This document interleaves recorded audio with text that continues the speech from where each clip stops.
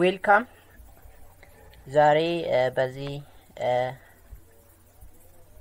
ርዕስ የምናነሳው ዩኒት 1 ኢንትሮዳክሽን የሂስትሪ ኮመን ኮርስ ነው በዩኒቨርሲቲ የሚሰጠው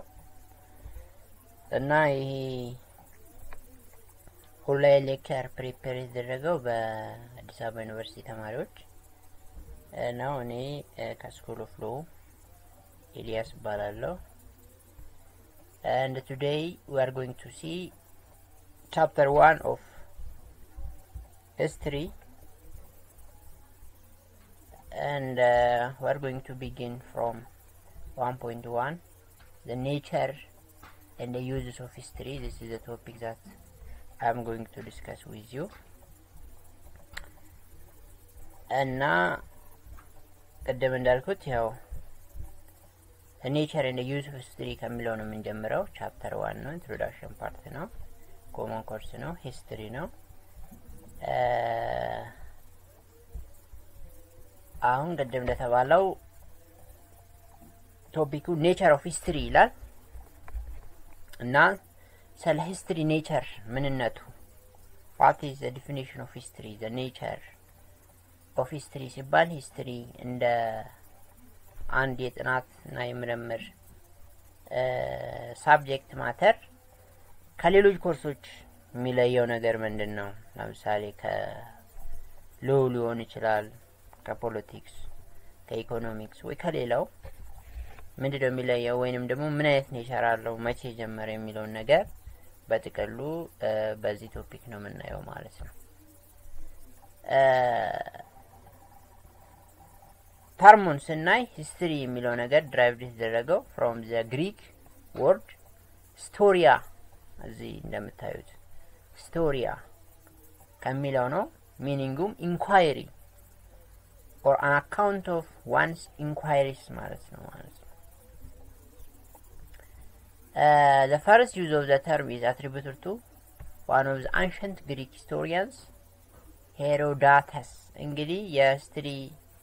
መጀመር ማስፋፋት ማደግ ሲወራ በኤሌመንተሪም እንደምታስታውሱት በሃይ ስኩልም ቢሆን ሄሮዳተስ የተባለው የጥናት ምሁር የሂስትሪ ጥናት ምሁር ይጠቀሳል ማለት ነው. እንግዲህ ለመጀመሪያ ጊዜም ጥቅም ላይ የዋለው ሂስቶሪያ የሚለው የግሪክ ቃል በሄሮዳተስ ነው.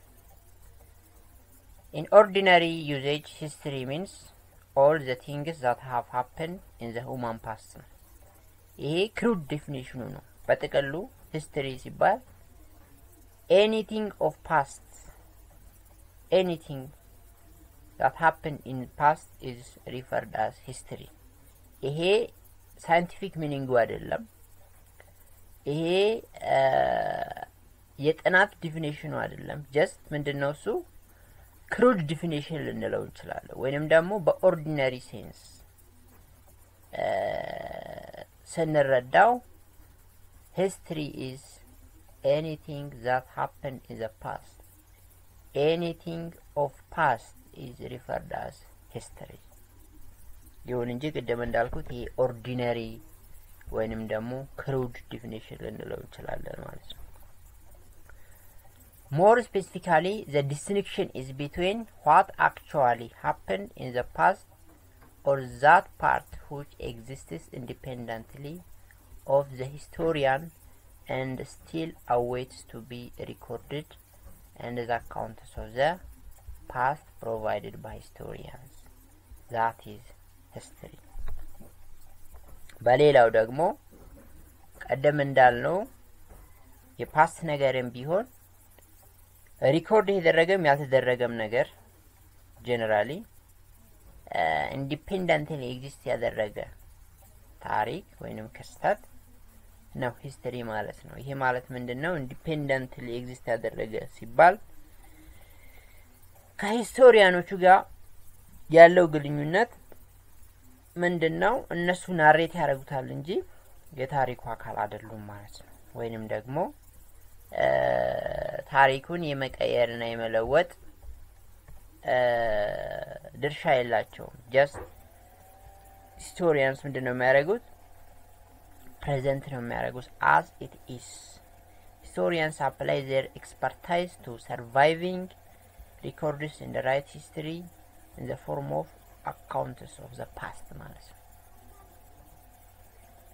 Academically, history can be defined as an organized and systematic study of the past. ይሄኛው እንግዲህ is very important meaning. It is very useful aspect of history ነው ማለት ነው። ምክንያቱም ቀደም መጀመሪያ ላይ ያየናቸው ሂስትሪን በኦርዲነሪ መንገድ ስንረዳው ነው። እዚህ ጋር ግን history is organized and systematic study of the past ነው። This is scientific meaning of history ነው ማለት ነው። ሳይንሳዊ የሆነው ዴፊኒሽኑ ነው ማለት ነው። ምክንያቱም science by its very nature organizes things systematically and then inquiry begins. Study begins ማለት ነው። The study involves the discovery, collection, organization and the presentation of information about past events ይላል ማለት ነው። እንግዲህ history organized systematic study of the past ስንል በዛ ውስጥ ምን አለ? ዲስከቨር ታደርጋለህ ማለት ነው። ለኛ ያልታወቀን አሁን ላይ ግን ፓስት ላይ ሀፕን ያደረገ ኢንሲደንት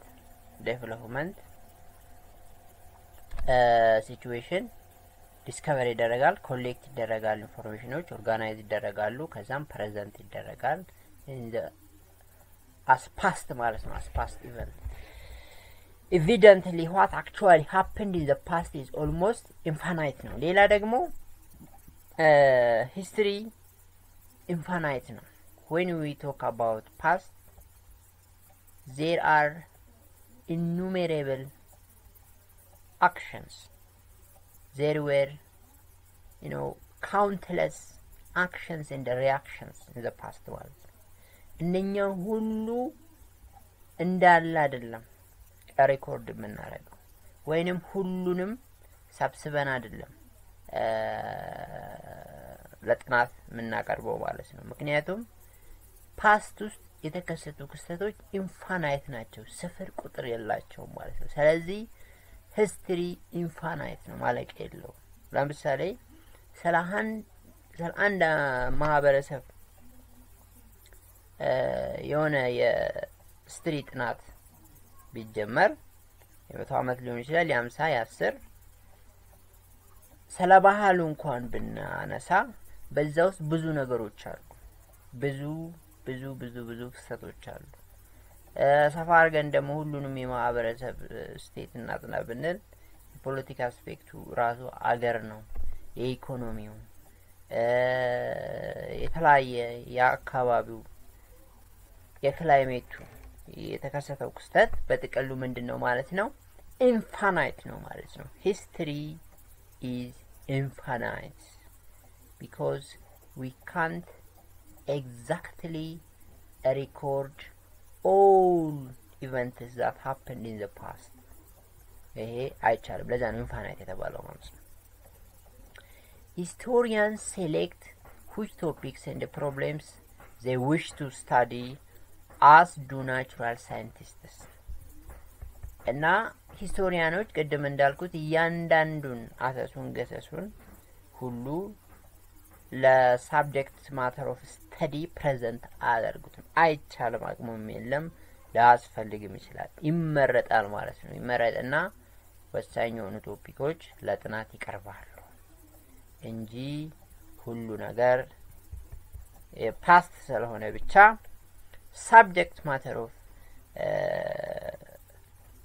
study ላይ ነው ይችላል ማለት ነው በሂስትሪ። In this regard, the major concern of history is the study of human society and its interaction with the natural environment, which is also the subject of study by many other disciplines ማለት ነው። እንግዲህ ሂስትሪ የሚያጠናው human past ነው፣ human society in the past and its interaction with the natural environment ማለት ነው። ሰዎች ያለፈው ታሪካቸውና ከአካባቢያቸው ጋር የነበረው ግንኙነት ኢንተራክሽን ምን ይመስል ነበር? ለምሳሌ ድሮ ምን ያመርታሉ ሲባል ያው እንግዲህ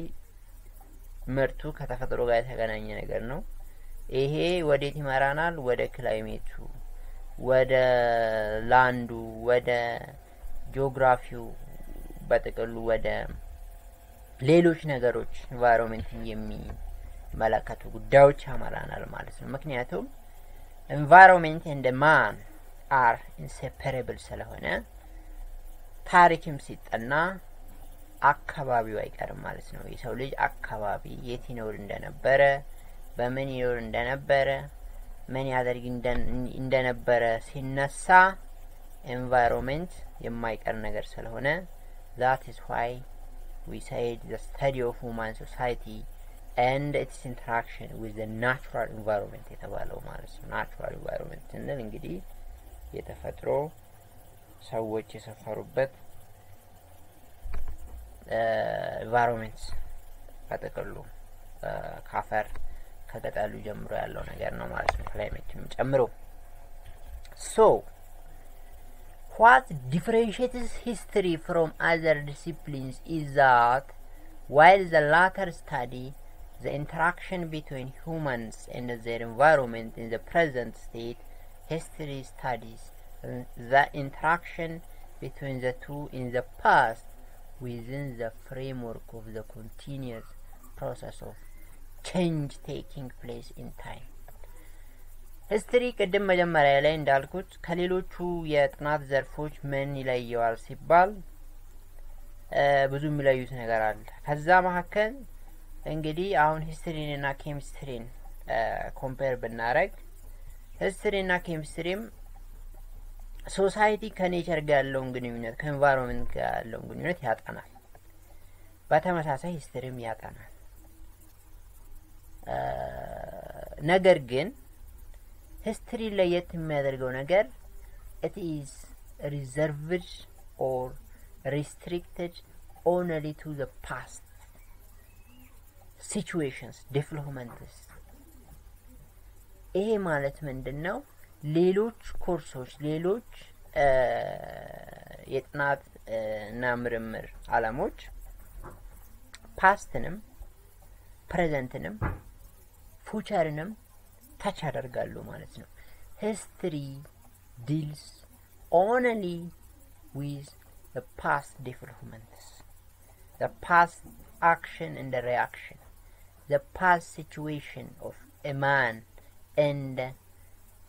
his interaction or her interaction as a man or as a woman with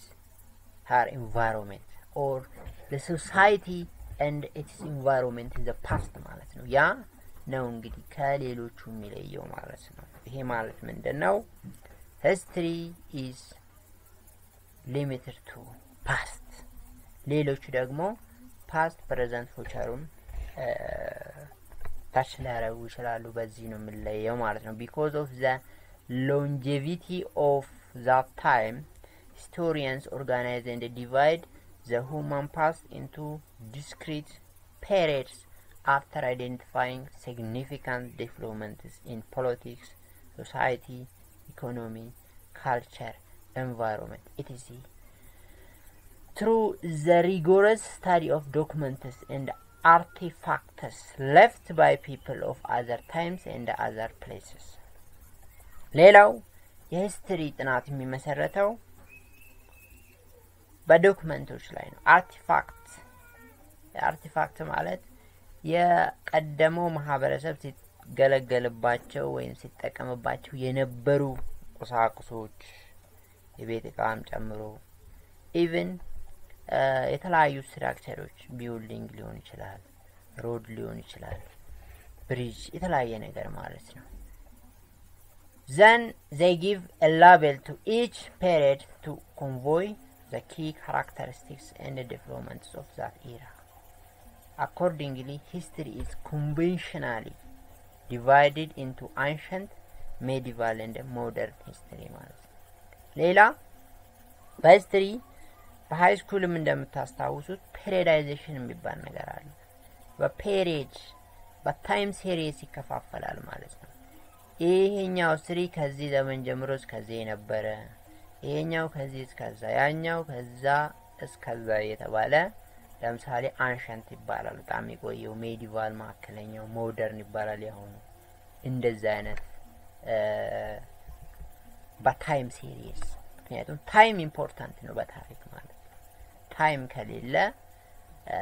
በታይም አይደንቲፋይ ካላደረግን ያንዳንዱን ዲቨሎፕመንት ፓስ ዲቨሎፕመንት አስቸጋሪ ስለሚሆን periodization አለ ማለት ነው this is what we call periodization in history one of the key characteristics of the discipline ማለት ነው periodization በhistory the pillar of history ነው ማለት ነው መሰሶ ምክንያቱም periodization ከሌለ ያንዳንዱ ክስተት በዚህ ጊዜ ተከስቷል ይሄስ ከዚህ ጊዜ ነበረ ካልተባለ almost useless ነው የሚሆንብን ማለት ነው እንዳለ ናሬሽኑ when historians talk about continuities or persisting patterns they are not implying that a particular pattern applies to everyone in the world or even in particular country or region nor are they claiming that absolutely nothing changed in the pattern they are describing all aspects of human life that is social cultural economic and political in the past have been changing from time to time and none of them were practiced in exactly the same way in the lifetime of our ancestors. Nevertheless, some things stay more or less the same for long periods, since few things ever change completely. For example, we continue to speak the languages of our ancestors, follow their beliefs and religious practices, wear the costumes they were wearing, continue to practice their agricultural or pastoral ways of life, maintain the fundamental components or structures of their social organization. In the same vein, the basic fabric of society in Ethiopia as a whole remains similar and continues to have a special characteristics. የዚህ ፓራግራፍ ጨብጥ ምንድነው ቼንጅ የሚባል ነገር አለ ይሄ ቼንጅ ማህበረሰቡ በተለያየ አጋጣሚ በተለያየ ምክንያት የሚያሳየው ነው በካልቸሩ በቋንቋው በፖለቲክሱ በጥቅሉ in all aspects of societal life ወይንም ደግሞ society ቼንጅ አለ ማለት ነው ይሄ ማለት ያለፈው ማህበረሰብ ካሁኑ ማህበረሰብ አንፃር ሲታይ ብዙ የተለያዩ ነገሮች ሊኖሩ ይችላሉ ነገር ግን ኮንቲኒቲ አለው እንዳለ 100% እኛ አባቶቻችን ከሚኖሩት የተለየ ህይወት አይደለም የምንኖረው ለውጥም ቢኖር ለምሳሌ በፖለቲካው ዓለም ሊሆን ይችላል ለምሳሌ አባቶቻችን በሞናርኪ ስርዓት በንጉሳዊ ስርዓት ውስጥ ነበሩ አሁን እኛ አልነበርንም በዚህ ላይ ያለን ነገር ግን በቋንቋችን እንገናኛለን እነሱም ተመሳሳይ ቋንቋ ይተቀሙ ነበር ማለት ነው እኛ አሁን እንደምንጠቀመው አይነት አለባበሳችን ሞር ኦር ሌስ ተመሳሳይ ነው ሳይኮሎጂ ሞራሊቲ የተለያየ አስፔክታችን ልዩነትን ቢኖረው ቼንጅ እየመጣ ቢለወጥም ሂስትሪ ኮንቲኒቲ ያለው ለማለት ነው ይሄ ፓራግራፍ እዚህ ጋር የተጻፈው ማለት ነው ኮንቲኒቲው ደግሞ ሪሌቲቭ ነው ምክንያቱም ኤግዛክትሊ ፓስት አይደለም አሁን ላይ continuously exist ወይንም ደግሞ የተካሄደ ያለው ማለት ነው ምክንያቱም ቼንጅ አለ ቼንጅም ቢኖር ግን ሲሆነ ሰንሰለት አለ ማለት ነው የሰንሰለቱ ጥንካሬ ሪሌቲቭ ነው አንዳንድ ሶሳይቲ ምንም ላይ ቀየር ይችላል አብዛኛው እንትኑ ለብዙ አመታት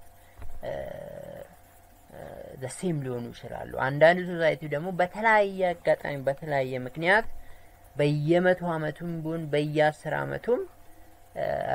ራዲካል የሆነ ለውጥ ያመጡ ይችላሉ በተለያየ አስፔክት ሆኖም ቀረ ግን እርሾ አለ ማለት ነው የፓስት የድሮ የቀድሞ የአባቶቻችን ህይወት አኗኗር ታሪክ እርሾ አለ that is what we call continuity ነው አንድ ቶፒክ ጨርሰናል በሚገባ ምንም ሳናስቀር አንድ ቶፒክ የመጀመሪያውን the nature of history የሚለው ኤን ማለት ነው አሁን ወደ ቢ ሁለተኛው ሳብ ቶፒክ ስንሄድ the nature of history ቀጥሎ uses of history ነው history እንዲጠናል እንዲ ነው ምንነቱ ይሄን ያጠናል ብለናል እንደዚህ አይነት ፊቸሮች አሉት ብለናል ምንድነው ጥቅሙ ለምንድነው ምናጠናው ሚሉ ሰዎች ቢመጡ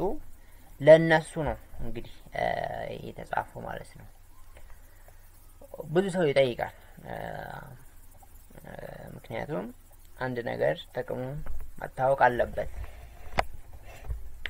People live in the present and they plan for and worry about the future. History, however, is a study of the past. Why bother with the past while living in the present and anticipating what is yet to come? ቀደም እንዳልነው ታሪክ ያለፈ ነገር ነው ስላለፈ ጉዳይ ነው የሚያወራው ብለናል እኛ ዛሬ ነው የምንኖረው የሚያሳስበንም ትናንትና ሳይሆን ነገ ነው መሆን ያለበት ስለዚህ ወዳጄ ሆይ ለምንድነው ትናንት የሚያሳስብህ ነው ብሎ ምጠይቀው እንግዲህ መልሳለሁ አንደኛው ለዛ መልስ የሚሆን history helps better understand the present ቀደም እንዳልነው የዛሬው ህይወታችን 100% ካለፈው ያባቶቻችን ታሪክ የተለየ ስላልሆነ ዛሬ ላይ የሚከሰቱ ክስተቶች አብዛኞቹ የፓስት ኮንቲኒቲ ስለሚሆኑ ፓስትን ካወቅ መሰረቱን የዛሬውንም ክስተት ታውቃለህ ማለት ነው history is the only significant storehouse of information available for the examination and analysis of how people behaved and acted in the past ባለፉት ዘመናት ሰዎች እንዴት ይኖሩ እንደነበርና ምን አይነት ባህሪ እንደነበራቸው እንዴት ቢሄቭ እንደሚያደርጉ ካወቅ አሁን ላይ የሚኖሩ ሰዎችንም ለመረዳት ብዙ አዳግተ ምክንያቱም አሁን ላይ የሚኖሩ ሰዎች 100% ካለፈው ማህበረሰብ የተለዩ አይደሉም የነኛ የልጅ ልጆች ወይ ልጆች ናቸው ከዛ የወረሱት ብዙ ባህሪ ብዙ ታሪክ አላቸው ዛሬ ላይ ኑሯቸውን አፌክት የሚያደርግ ማለት ነው ስለዚህ ዛሬ ለመረዳት ነገን ትናንትን ማወቅ ተገቢ ነው ማለት ነው People need to produce some sort of account of their past because it is difficult to understand problems that face humanity and the society today without tracing their origins in the past. እስቲ ለምሳሌ አሁን ላይተንመንት የሚባል ነበር ድሮ በ17ኛው ክፍለ ዘመን በ19 እንደዛ በፍሬንች በተለይ ታዋቂ ነው እንደዛ አይነት የኢንተሌክቹዋል ሪቮሉሽን አይነት ያ እንግዲህ ፓስት ነው አይደለም ዛሬ ደግሞ ዲሞክራሲ የምንለው ነገር አለ ፍሪደም ሊበርቲ ሁማን ራይትስ የሚባሉ አዲስ የሚመስሉ በፖለቲካው በማህበረሰቡ ውስጥ በጣም የታወቁ ነገሮች አሉ ማለት ነው የነኚህ ምንጫቸው ከየት ነው ሲባል ቀደም የጠቀስኩት ኢንላይትመንት የድሮ በፍሬንች ኢንተሌክቹዋል ሪቮሉሽን በተከሰተው ክስተት ነው ማለት ነው ከዛ ነው የመነጩት ስለዚህ ዛሬ እነኚህን ለመረዳት ወዴት ሄድክ ማለት ነው ወደ 17 ምናምን ወደ ኋላ ተመለሰ የዛሬ 300 200 አመት ማለት ነው እንግዲህ ስለዚህ ለምን ተጠቀመ ማለት ነው ዛሬ ላይ የሚከሰቱ ክስተቶች አብዛኛውን ጊዜ ምንጫቸው ሐሳቦችም ሊሆኑ ይችላሉ past ነው ሩታቸው ማለት ነው so if you want to understand the present in a very clear manner you have to understand the past because the past is the root of the present ማለት ነው put differently knowledge of relevant historical background is essential for a balanced and in-depth understanding of many current world situations ቀደም እንዳልኩት world situations አሁን human rights ምናምን የሚባለው liberty ይሄ ሁሉ የመነጨው ከዛሬ 300 አመታት በፊትና አንዳንዱም ወደ ከዛሬ 500 አመት ወደ ኋላ ይሄዳል ማለት ነው በዚህ መልኩ ስናየው ፓስትን መረዳት ዛሬን ለመረዳት ይጠቅማል ሁለተኛ history provides a sense of identity history provides a sense of identity ምን ማለት ነው knowledge of history is indispensable to understand who we are and where we fit in the world እንደ ማህበረሰብም ሆነ እንደ ግለሰብ ፓስትን ስታቅ ከየት እንደመጣችሁ ያንተ ማህበረሰብ የዛሬ 100 አመት ምን እንደነበረ በአለም ላይ ያለ ድርሻ እንደ ማህበረሰብ ባለፉት ዘመናት ምን እንደነበር እንድትረዳ የማንነት ጥያቄዎች ሲነሱ አንደኛው መልስ ሰጪ ሂስትሪ ነው ማለት ነው ሌሎቹም ቢኖሩ አንደኛው መልስ ሰጪ ሂስትሪ ነው ምን ይላል ያንተ አባቶች ቅድመ አያቶች ያንተ ማህበረሰብ እንዲ ነበረ ከዛ እንዲሆነ እንደዚህ የሆነ እዚህ ደረሰ የሚለው ነገር ያሳያል ማለት ነው as memory is to the individual history is to the society ማለት ነው ማህበረሰቡ ማስታወሻ በፊት እንዲህ ይኖር ነበር ፊውዳል ኮሚኒቲ ነበር ከዛ እንደዚህ ሆነ ሞናርኪ ነበር ከዛ ኮንስቲቱሽናል ሞናርኪ ዲሞክራሲ ምን እየተባለ በዚህ ኢኮኖሚ በዚህ ቋንቋ በዚህ ባህላዊ ስቴት ነበሩ ከዛ አሁን ላይ የምታዩት ሶሳይቲ መጣ የሚለው ነገር ያስረዳል ማለት ነው an individual without memory finds great difficulty in relating to others and in taking intelligent decisions ለምሳሌ አንተ መቼ እንደተወለድክ ባታውቅ እንደግለሰብ እንደወጣ ስንት አመት እንደሆነ ባታውቅ ቤተሰብን ባታውቅ ምን አይነት ኮንፊውዥን እንደሆነ አስብ ዛሬ ላይ ያለው ህይወት ማለት ነው the same applies to the society ትናንትናውን የዛሬ 10 አመት ታሪኩን ጀምሮ ባያቅ አጣጥሩን የመቶን ይሹ ይቅርና ማለት መቼ እንደጀመሩት እንደማህበረሰብ መኖር እዛም ከባቢ መቼ እንደሰፈሩ ባቁ ቋንቋቸው መቼ እንደተጀመረ ባቁ ምንድናቸው እነሱ ኮሌክሽን ኦፍ ሉናቲክስ ነው ማለት ነው እብዶች ናቸው እነሱ ግራ ይገባሉ ኮንፊውዝድ ይሆናሉ ማለት ነው ስለዚህ ይህ እንዳይሆን ሴንስ ኦፍ አይደንቲቲ እንዲኖራቸው ማህበረሰቦች ታሪካቸውን አጥብቀው ማወቅ አለባቸው ማለት ነው a society without history would be in similar condition ቀደም እንዳል ግለሰቡ ኮንፊውዝ እንደሚሆነው ሁሉ ፓስቱን ሲቀር እንዲሁም ማህበረሰብ ማለት ነው ማህበረሰብ ላይ አደጋው ከባድ ነው ምክንያቱም ማህበረሰብ ኮንፊውዝ ከሆነ ማንነቱ ከጠፋበት ብዙ ነገር ሊፈራርሳል it is only through sense of history that communities define their identity orient them and understand their relationships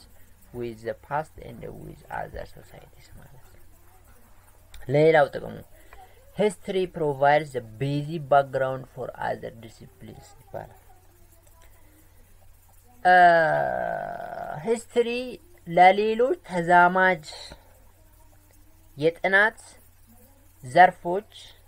መሰረታዊ ዕውቀት ጥሎ ያልፋል ማለት ነው ለምሳሌ ፖለቲካል ሳይንስ የሚያጠና ሰው የሂስትሪ ዕውቀት ከሌለው በጣም አዳጋች ሊሆንበት ነው ማለት ነው። ተነስቶ ኢትዮጵያ 100 ዓመቷ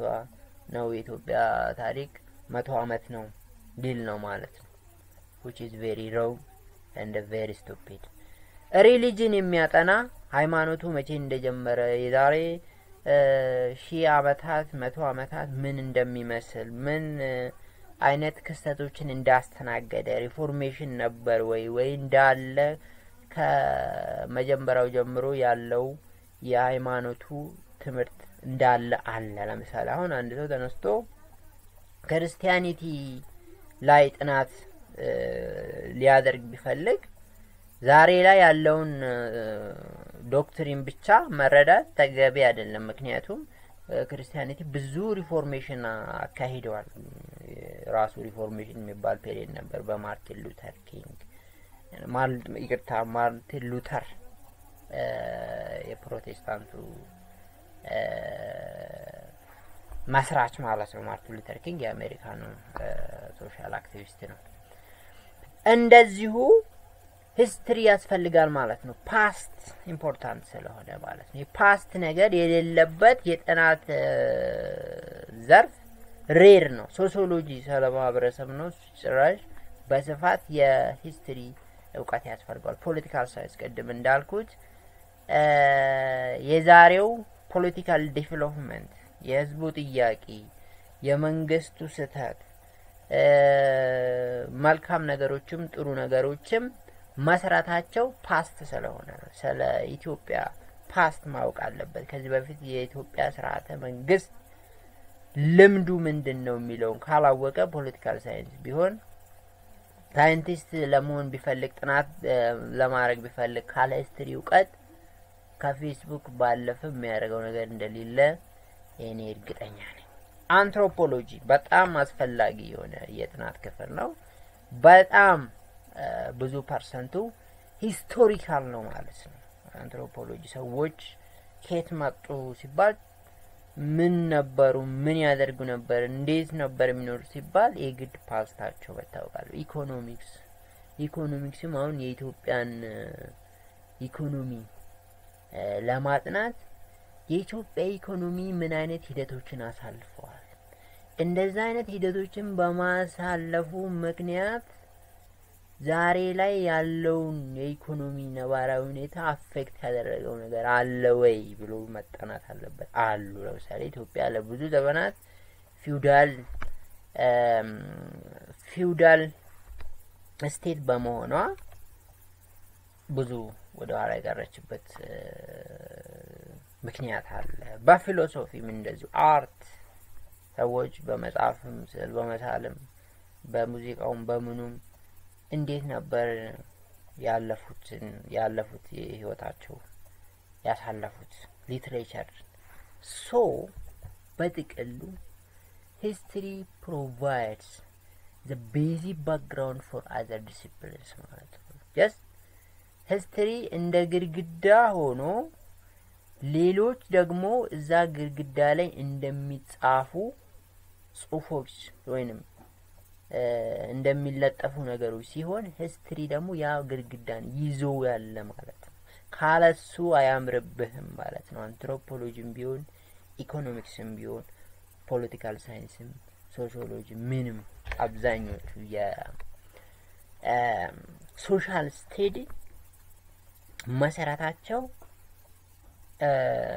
history ነው ማለት ነው ሌላ history teaches critical skills studying history helps students to develop key research skills that include how to find and evaluate sources how to make current arguments based on various kinds of evidence and present clearly in writing history teaches critical skills ማለት ምንድነው history ቀደም እንዳልኩት research skill ላይ ተመሰረተ ነው scientific ነው it is organized in systematic study ብለናል ስለዚህ እንደዛ አይነት study ምንድነው ሊሰጥ የሚችለው research skill ነው analysis ሶርሶቹን evaluate የማድረግ coherent argument ፋላሲ ያሌለበት አይነት አርጊውመንት ክሬት የማድረግ ኤቪደንስ የመምረጥ ተጨባጭ መረጃ ላይ የተመረኮዘ ናሬሽን የማቅረብ ስኪሎችን ይሰጣል። ይሄ ማለት ምንድነው? በአፈ ታሪክ ሶርሱ በማይታወቅ እንዴት እንደተጠና እንዴት እንደተገኘ በማይታወቅ አሉባልታ ላይ በተመረኮዘ ወሬ አትዋልልም እንብለ በማይሆን ሐሳብ ግራ አይገባም። በሐሰት ትርክ በጥላቻ በማይሆን አጀንዳ የተግበሰበሰ ዕውቀት ውስጥ አትዘፈቅም ማለት ነው። ስለዚህ ሂስትሪ ምን ያደርጋል? ሚዛናዊ የሆነ ግምትና አንደርስታንዲንግ እንዲኖር ኮረንት አርጊውመንት ክሬት እንድታደርግ አንዱ ተነስቶ የሆነ ዘመን እከሌ የሚባለው ማህበረሰብ እንዲህ አድርጓል እንዲህ ነበር ሲባል አንተ ምን ትጠይቃለህ? ጥናቱ እንዴት ተጠና? ኤቪደንሱ ምንድነው? ሶርሱን ኢቫሉዌት ታደርጋለህ። ኮሄረንት የሆነ አርጊውመንት ትፈልጋለህ ማለት ነው። ካለበለዛ ዝም ብለህ አትሞላም በዛ ማለት ነው። this analytical and communication skills are highly usable in other academic pursuits ማለት ነው። እንደዛ አይነት ስኪል ለብዙዎቹም ለሌሎቹም ይጠቅማል። ቀደም ለጠቀስናቸው የጥናት ዓለሞችን ማለት ነው። gaining skills in sorting through diverse interpretations is also essential to make informed decisions in our day-to-day life. ለብዙ ነገር ይጠቅማል ለዕለት ህይወት ሁሉ። ሌላ ጥቅሙ history helps develop tolerance and open-mindedness. Most of us have a tendency to regard our own cultural practices, styles and values as right and proper. ማንኛውም ሰው just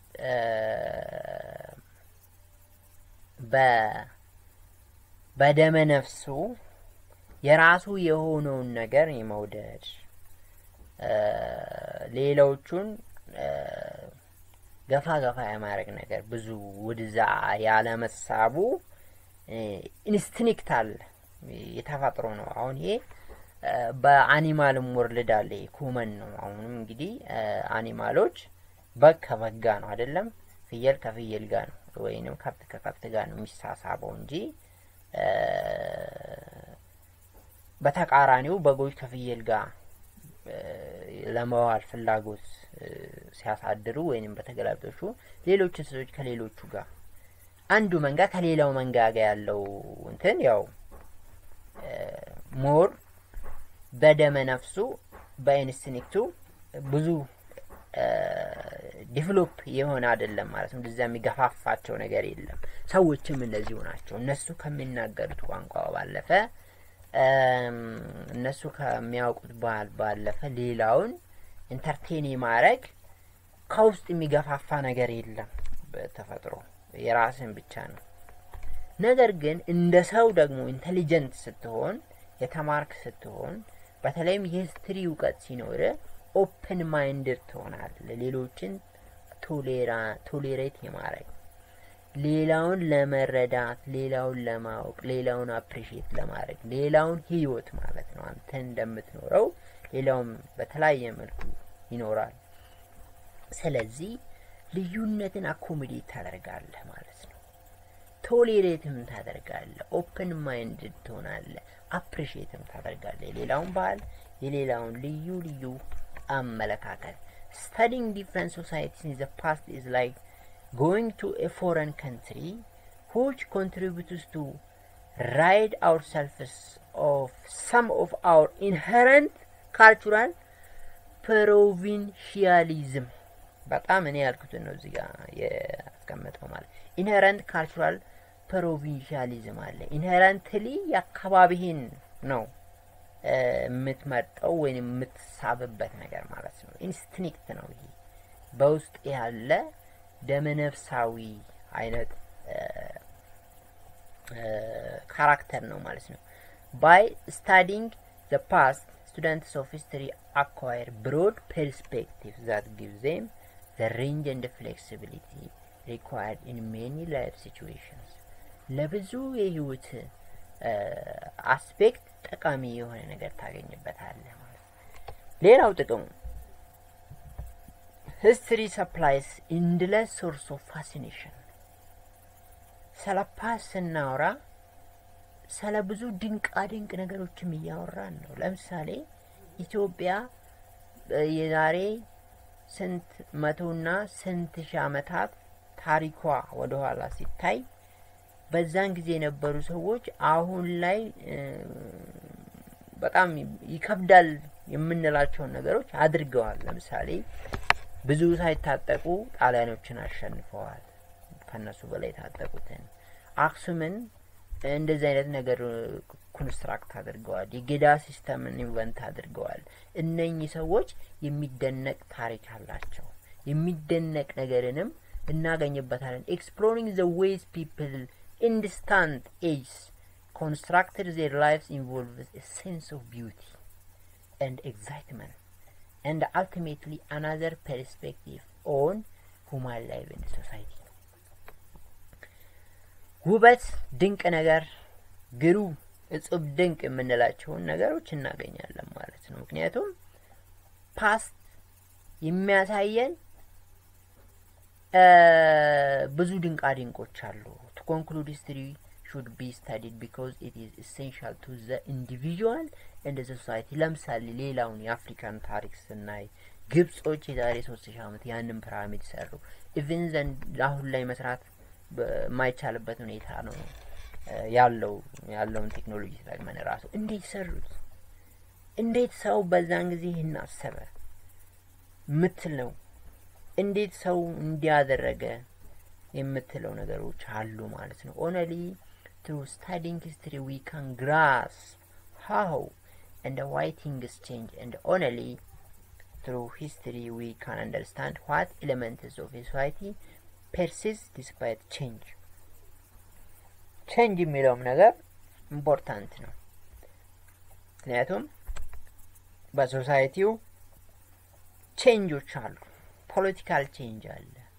ካልቸራል ቼንጅ አለ ሪሊጂየስ ብዙ አይነት ኢንቫይሮንሜንታል ቼንጅ አለ ክላይሜት ቼንጅ ይሆናል በዚህም ቼንጅ የሚኖር አስፔክት መርሳት የለብንም aesthetic and humanistic goals also aspire people to study the past far removed from present day utility nevertheless just as history can be useful it can also be abused እዚህ ጋር ነው እንግዲህ አሁን ማስተማር ያለበት ምክንያቱም እንደዛ አይነት ነገር በኢትዮጵያ ውስጥ ስላለ ማለት ነው history useful ነው ብለናል ቀደም የጠቀስናቸው ነገሮች ያነሳን ተወያይተናል ማለት ነው ነገር ግን አቢዩዝ የሚደረጋል history ለጥፋት የሚያውሉ ሰዎችም አሉ ያለፈውን ታሪክ በማይሆን መልኩ ፕሬዘንት በማድረግ ሚስ ኢንተርፕሬት በማድረግ ሚስ ፕሬዘንት በማድረግ ለዛሬው ጥቅማቸው ለጊዜያዊ ጥቅማቸው ሲሉ ህዝብን የሚጎዱ አካላት አሉ እስቲ ኮረፕት ይሆናል ኮረፕት በሆነ መንገድ ኢንተርፕሬት አደረግነው ማለት ነው ሂስትሪ አቢዩዝ ይሆናል ሂስትሪ ለብዙ መጥፎ ነገሮች ተጋላጭ ነው such abuses come mainly from deliberate manipulation of the past to fit current political agenda ማለት ነው የዛሬውን የፖለቲካ አጀንዳ ለማስፈጸም ዲስቶርት ታደርጋለ ማለት ነው እውነታውን ያ ከባድ ነው in such cases history is written backward እንደዚህ ከሆነ history rewritten ይሆናል ማለት ነው በመጥፎ መልኩ ታሪክን ሪራይት የሚያደርጉ የክፉ ታሪክ ጻፎች አሉ ኢቭን ታሪኩ ሳይፈጠር ማለት ነው እነኚህ ሰዎች የታይገር ይባላቸውና ሀገርን የሚያጠፉ ለማህበረሰብ የማይጠቅሙ ሰልፊሽ ናቸው የታሪክ ነውረኞች ናቸው ማለት ነው they are the sinners of history the people who committed grave sin against their forefathers ማለት ነው በቀድሞ አባቶቻቸው አያቶቻቸው ላይ ኃጢአትን የሚሰሩ ናቸው ምክንያቱም አባቶቻቸው እናቶቻቸው ያላደረጉትን አድርገዋል እንዲነበር እንዲሆኗል ብለው ሪራይት የሚያደርጉ ስትሪም ባክዋርድ ዲስቶርት የሚያደርጉ አቢዩዝ የሚያደርጉ አሻጥረኞችም አሉ that is the past is described and interpreted to justify the present justify ለማድረግ ዲስቶርት ሊሆን ይችላል while personal biases are not always avoidable a historian is different from a propagandist in that the former take care to document his judgment and assertions so that they can be subjected to independent and external verification ማለት ነው historian እንግዲህ ፕሮፓጋንዲስት መሆን የለበትም ፕሮፓጋንዳ ፎልስም ትሩም በሆነ ኢንፎርሜሽን ላይ ብቻ የተፈለገውን ጥቅም በሚያስገኝ መልኩ ናሬት ማድረግ ነው ማለት ነው እንጂ ስለ እውነታው ውሸቱ doesn't matter historian ደግሞ በተወሰነ ብቻ አይደለም በተቻለ መልኩ ኦብጀክቲቭ የሆነ ነገር ፕሬዘንት ማድረግ አለበት ሰብጀክቲቭ የሆነ ቢያስ መቀነስ አለበት አንዳንዴ ሰው በመሆናችን የምንሰራቸው ስህተቶች አሉ አንአቮይደብል የተባለው ለዛ ነው እንደዛም ሆኖ ግን በተወሰነ ኢንዲፔንደንት የሆነ ጥናት እና subjected to external verification የሆነ አይነት ጥናት ተጠንቶ በሂስቶሪያን መቅረብ አለበት እንጂ historian must not act as a propagandist that said how do historians study and interpret the past and the changes that took place in periods during which they have not lived ከዛ ሌላ the most important question ይመጣል እንግዲህ ምን ብለናል ሂስቶሪያኖች የጥናት ጽሑፋቸውን ሲያቀርቡ ኢንዲፔንደንት በሆነ መንገድ ከሳብጀክቲቪቲ ነፃ በሆነ ጀጅመንት ሶርስ ላይ ቤዝድ የሆነ ኢንተርፕሪቴሽን ማቅረብ ያለባቸው እንደዚህ ስንል ግን እነሱ ያልኖሩበትን ዘመንና ታሪክ ያላዩትን ማለት ነው እንዴት ነው የሚያጠኑት እንዴት ነው ፓስትን ኢንተርፕሬት የሚያደርጉት and the changes that took place in periods during which they have not lived ተለያዩ ክስተቶች ተከስተዋል ታሪኩ ተከሰተ በኋላ ሌላም ታሪክ አለ ያንን እንዴት ነው ኦብጀክቲቭ በሆነ መልኩ ቢያስ ሳይፈጥሩ አቢዩዝ አድርጉ ፕሬዘንት የሚያደርጉት የሚል ጥያቄ አለ ይሄን ጥያቄ የሚመልስልን 1.2 sources and methods of historical study ማለት ነው ሜተድ አለው historians are not creative writers like novelists ምንድነው የሚያደርጉት ፊክሽን ነው የሚጽፉት ከጋዱ ዓለም ጋር ብዙ ግንኙነት የሌለው ነገር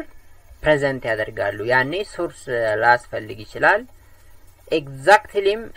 stringent የሆነ methods of inquiry የለው እንደዛ አይነት ጽሁፍ ማለት ነው እንግዲህ ፊክሽን ጽፍ ሶርስ አትጠየቅም ፕሮሰሱም ሳይንቲፊክ የሆነ አይደለም ነገር ግን ሂስትሪ ሲጻፍ ፕሬዘንት ሲደረግ ሶርስ ያስፈልጋል የራሱ የሆነ ፕሮሰስ ሜተድም አለው ማለት ነው የጥናት ህግ አለው የሪሰርች ሜተድ አለው የሳይንስ ህግጋትን በተከተለ መልኩ ነው ማለት ነው therefore the work of historians must be supported by evidence arising from source ላይ የተመሰረተ መሆን አለበት ታሪክ ሶርስ ከሌለው ዩዝለስ ነው dead ነው no history ነው የሚባለው big no source no history sources are instruments that bring to life what appear to have been dead ታሪክ መረጃና ማስረጃ ከሌለው ሶርስ ከሌለው ሙት ነው በግምት አንጽፍም በግምት አናወራም በግምት እንዲሆኑ ነበር ብለን ፕሬዘንት ስለማናደርግ ሶርስ ከሌለን ስለ ታሪክ የምናወራው ነገር የለም ማለት ነው where there are no sources there is no history ይላል sources are therefore key to the study and the writing of history ማለት ነው the most important thing that we should know in history is sources are important ምን ይላል ሌላው historical sources are broadly classified into two types እንግዲህ ይሄ በፕራይመሪ ስኩልም በሰከንደሪም የምታስተውሱት ነገር ነው ሶርሶች የታሪክ ሶርሶች ሁለት ናቸው ፕራይመሪ እና ሰከንደሪ ይባላሉ ፕራይመሪ እና ሰከንደሪ ተብለው እንደዚህ ካታጎራይዝ የተደረጉበት የራሱ የሆነ ምክንያት አለ እሱንም እናያለን primary sources are surviving traces of the past available to us in the present እነኚህ exactly directly ከክስተቱ ጋር ካለፈው ታሪክ ጋር ግንኙነት ያላቸው ነገሮች ናቸው እነኚህ ነገሮች እቃ ቁሳቁሶች ሊሆኑ ይችላሉ የተለያዩ የተጻፉ ነገሮች ሊሆኑ ይችላሉ ያለፈው ታሪክ ማሳያ የሚሆኑ ተጨባጭ ነገሮች ኦሪጂናል የሆኑ first hand in their proximity to the event both in time and space those things are referred as primary sources ማለት ነው በቦታም በሰዓትም አለፈው ታሪክ ጋር ግንኙነት ያላቸው ቁርኝነት ያላቸው ነገሮች ለምሳሌ አሁን ምኒልክ በአድዋ ጊዜ በአድዋ ጦርነት ይዞ የወጣው ሰይፍ ቢገኝ በጣም a very good example of primary source ነው ምክንያቱም ከአድዋ ታሪክ ጋር በጊዜና ቦታ ዳይሬክት ሪሌሽን አለው ማለት ነው ይሄ ምን ይባላል surviving traces of the past available to us in the present and it is considered as primary source ነው primary ይባላል ማለት ነው primary የተባለው primary information ስለሚሰጠን ነው primary value ስላለ ነው original ስለሆነ ነው first hand ስለሆነ ነው in terms of it is proximity to the event both in time and space ማለት ነው examples of primary sources are manuscripts በእጅ የተጻፉ ለምሳሌ እንደ ማስታወሻ አንድ ጄኔራል ስላለፈው ጦርነት የጻፈው በእጁ የጻፈው ነገር ካለ written materials ማለት ነው manuscripts primary ነው diaries ማስታወሻው ሌተሮች ደብዳቤዎች ሚኒትስ ስብሰባ በወቅቱ እንደዚህ ተብሎ ነበር ኮሚቴው እንዲህ ብሎ ነበር የደርግ ኮሚቴ በአመሻሹ ወያኔ ወደ አዲስ አበባ ሊገባ ሲል እንደዚህ ተሰብስበው እንዲህ ተስማምተው በሰነድ ያስቀመጡት እንደዚህ አይነት ነገር ነበር ቢባል ያ ፕራይመሪ ነው ማለት ነው and administrative files በወቅቱ የአድሚኒስትሬቲቭ ፋይልሶች የተለያየ ኩነት ሊሆን ይችላል የውለት የሞት የክስ የተለያየ ነገሮች አሁን ለምሳሌ ስለ ላንድ መሬት በተመለከተ ያለ ኢንፎርሜሽን የመሬት አስተዳደር የሚያስቀምጠው ሊሆን ይችላል ሌላ የተለያየ መስተዳደር ክፍል ሰንዶ የሚያስቀምጣቸው ሰነዶች እነሱ ፕራይመሪ ናቸው ማለት ነው ያለፈው በተመለከተ travel documents photographs maps video and audio visual materials and artifacts such as coins fossils weapons utensils and buildings እነኚህ ፕራይመሪ ናቸው ፕራይመሪ ሶርሶች ናቸው ምክንያቱም ከታሪኩ ጋር በቀጥታ የሚገናኙ ፈርስት ሃንድ ኢንፎርሜሽን የሚሰጡ ኦሪጂናል የሆኑ ፕራይመሪ ቫልዩ ያላቸው ለታሪኩ ስለሆኑ ነው ማለት ነው ሌላው secondary sources የሚባላሉ on the other hand these things are second hand published accounts of past events ናቸው second hand ናቸው second hand ማለት secondary ማለት ከታሪኩ ጋር indirectly ነው የሚገናኙት ልዩነቱ ምንድነው ያኛው መጀመሪያ ፕራይመሪ ያለው ዳይሬክትሊ ይገናኛል ይሄኛው indirectly ይዛመዳል ማለት ነው they are written long after the event has occurred providing an interpretation of what happened why it happened and how it happened often based on primary sources ሌላው ምንድነው ፕራይመሪ ሶርስን መሰረት አድርገን ታሪክ እንጽፋለን ለምሳሌ በየትምህርት ቤቱ በየደረጃው ከዚህ በፊት የተማርክባቸው የታሪክ መጽሐፎች የተጻፉት more or less primary source ላይ ቤዝድ አድርገው ነው እነሱ መጽሐፎች ግን ሰከንደሪ ናቸው ለታሪኩ ሁለተኛ እጅ ናቸው አንድ ስቴፕ ይርቃሉ ማለት ነው ዳይሬክትሊ ግንኙነት የላቸውም ከታሪኩ ጋር ለዛ ነው እነሱ secondary source የተባሉት examples of secondary sources are articles ታሪኩ ከተከሰተ በኋላ የሚጻፉ ከአርቲክሎች መጽሐፎች ቴክስት ቡክ ቀደም እንዳልኩት biographies and published stories or movies about historical events ለምሳሌ ዶክመንተሪ ፊልም ይባላል ያ ዶክመንተሪ ፊልም ታሪኩ ካለፈ በኋላ ነው የሚዘጋጀው ሲዘጋጅ ግን መሰረቱ ያው ፕራይመሪ ሶርስ ላይ ነው ነገር ግን ያ ደግሞ እንደ ሶርስ ከሶርስ አንፃር ስናየው እሱ ሰከንደሪ ሶርስ ይባላል ማለት ነው secondary materials give us what appear to be finished accounts of certain historical periods and phenomena nevertheless no history work can be taken as final as new sources keep coming to light new sources make possible new historical interpretations or entirely new historical reconstructions ሌላው ምንድነው ሶርስ በራሱ ኢንፋናይት ነው ቀደም ባለፈው መጀመሪያ ሂስትሪ ኢንፋናይት ነው ብለናል ወደ ኋላ ተመልሰን ታሪክ ስናይ ብዙ ነገሮች ናቸው የሚከሰቱት እነሱ እንዳለ ሪኮርድ መደረግ አይችሉም ኢንፋናይቶች ናቸው እና በየጊዜው አዳዲስ ሶርስ ሊገኝ ይችላል የተሻለ ሶርስ ሊገኝ ይችላል ለምሳሌ በወቅቱ ስለ አድዋ ስንጽፍ ፕራይመሪ ሶርስ አጥሮን ሜንሊ ሰከንደሪ ሶርስ ላይ ቤዝ ያደረገ ሂስትሪ ፕሬዘንት ልናደርግ ይችላል እንጽፋለን ግን ከሆነ ጊዜ በኋላ አርኪኦሎጂስት መሬት ቆፍረው ጥናት አድርገው ኤግዛክትሊ ከታሪኩ ጋር ግንኙነት ያለው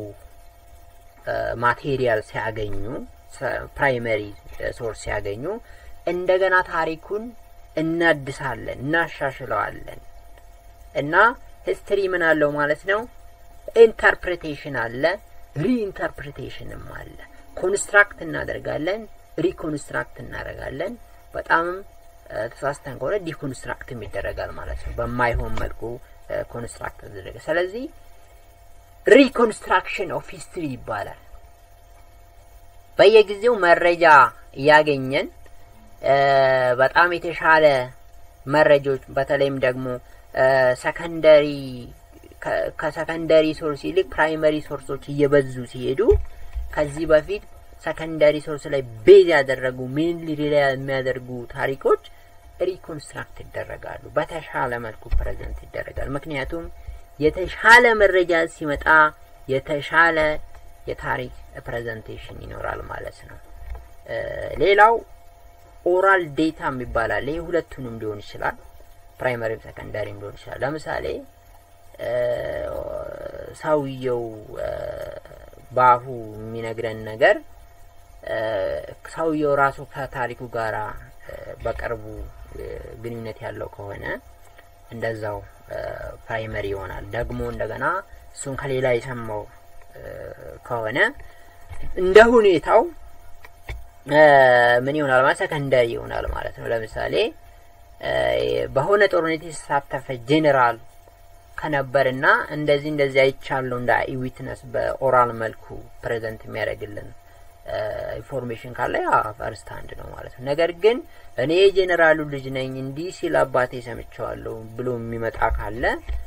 ሰከንዳሪ ይሆናል ማለት ነው በጥቅሉ oral sources አሉ oral sources are especially valuable to study and document the history of non-literate societies mainly ደግሞ የስነ ጽሁፍ እንትን ደረጃ ላይ ያልደረሱ ማህበረሰቦች ታሪካቸውን ከትውልድ ወደ ትውልድ የሚያስተላልፉት በአፍ ነው የአፈ ታሪክ የምንለው አይነት ነገር ማለት ነው እሱ በዛ ሶሳይቲ ውስጥ በጣም ኮመን ነው they can also be used to fill missing gaps and corroborate written words ማለት ነው gap filling source ይሆናል mainly ያው እንግዲህ oral data ላይ ብቻ ቤዝ ያደረገ ስትሪም ኮንስትራክት ባይደረግ ተጨማሪ ይሆናል ማለት ነው ቅድም ከተጠቀስናቸው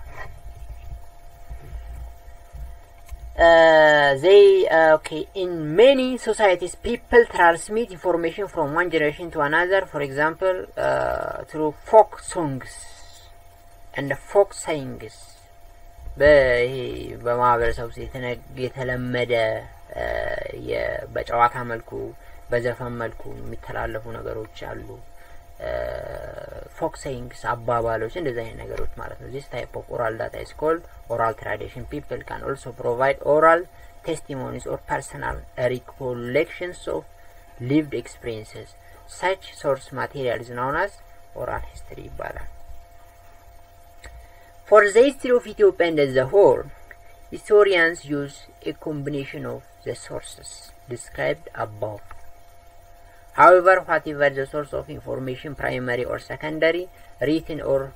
oral the data should be subjected to critical evaluation before used as evidence እያንዳንዱ ኤቪደንስ እንደ ኤቪደንስ ከመወሰዱ በፊት ፕራይመሪም ሆነ ሰከንደሪ ኦራልም ሆነ ሪትን በተገቢው ሁኔታ መመርመር አለበት ማለት ነው ቫልዩ በትራት መታወቅ አለበት ጄኒዌን መሆኑና ፎርጂድ መሆኑ ወይንም ደግሞ ትክክል እና ትክክል አለመሆኑ verify መደረግ አለበት primary sources have to be verified for their originality and authenticity because sometimes primary sources like letters may be forged secondary sources have to be examined for the reliability of their reconstructions oral data may lose its originality and authenticity due to distortion through time distortion አለ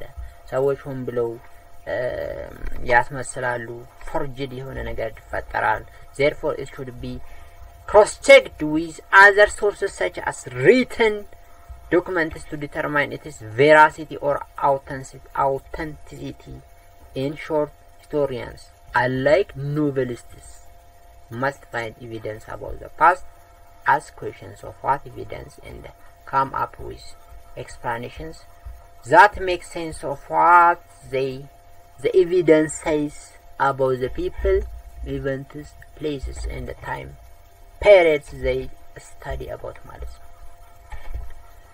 እንደ ኖቬሊስቶች ሳይሆን ታሪክን የሚጽፉ ሰዎች ታሪክን የሚያጠኑ ሰዎች ሶርት ያስፈልጋቸዋል ኖቬሊስቶች ፊክሽን ራይተሮች ኤቪደንስ አይጠየቁም እና ሂስቶሪያን ፊክሽን ራይተር አይደለም ለማለት ነው አሁን እንግዲህ 1.2ን በሚገባ ጨርሰናል እሱም ምንድን ነበር የሚለው sources and methods of historical study ነው አሁን 1.3 ላይ እንሄዳለን 1.3 ምን ይላል historiography of Ethiopia and the whole ነው የሚለው historiography of Ethiopia and the whole አሁን historiography ምንድነው ምንልና እንጀምራለን ከዛ ደግሞ historiography ምን እንደሆነ ካወቅን በኋላ historiography of Ethiopia እንደዚህ ሆኖ ደግሞ ምንድነው የሚለው ነገር ለናጠና ነው ማለት ነው። አሁን የቀደመውን ቶፒክ አልፈናል ማለት ነው።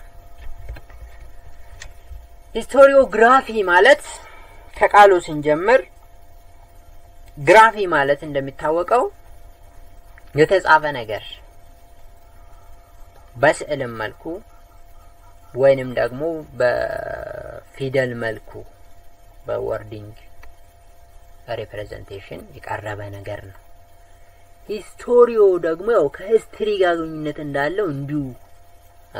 በብሬንስቶርሚንግ ጋስ ማድረጉ አይከብድም ማለት ነው ለእናንተ። ስለዚህ ሂስቶሪዮግራፊ የሚለው ራሱ ሂንት ስለሚሰጠን ግራፊ ምን እንደሆነ ስለምናውቅ ሂስቶሪዮም እንግዲህ ከሂስትሪ ጋር የተያዘ ነገር ስለሆነ ሂስቶሪዮግራፊ ማለት ምን ማለት ነው? the writing of history ማለት ነው። Historiography can be defined as the history of historical writing, studying how knowledge of the past, either recent or distant, is obtained and transmitted. The history of historical writing. Historical writing እንዴት ጀመረ? እንዴት ነው መጻፍ የተጀመረው? ታሪክ እንዴት ነው ዲቨሎፕ ያደረገው? ያለፈው የበጣም የሩቁ ዘመን የቀርቡ ትራንስሚት የሚሆነው ከትውልድ ወደ ትውልድ የሚገኘው እንዴት ነው የሚለው ነገር ማለት ነው። People have had some sense of the past perhaps since the beginning of humanity. Yet historiography as an intentional attempt to understand and represent descriptions of past events in writing has rather a briefer career throughout the world. The organized study and the narration of the past was introduced by ancient Greek historians, notably Herodotus and Thucydides. እንግዲህ ሂስቶሪዮግራፊ ማለት the history of historical writing ማለት ነው ወይንም ደግሞ the writing of history ማለት ነው።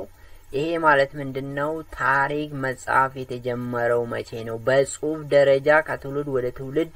ሲተላለፍ የነበረው እንዴት ነው? መቼ ጀመረ? እንዴት ይተላለፋል የሚለው ነገር ነው። ስለዚህ ነገር ሲወራ ደግሞ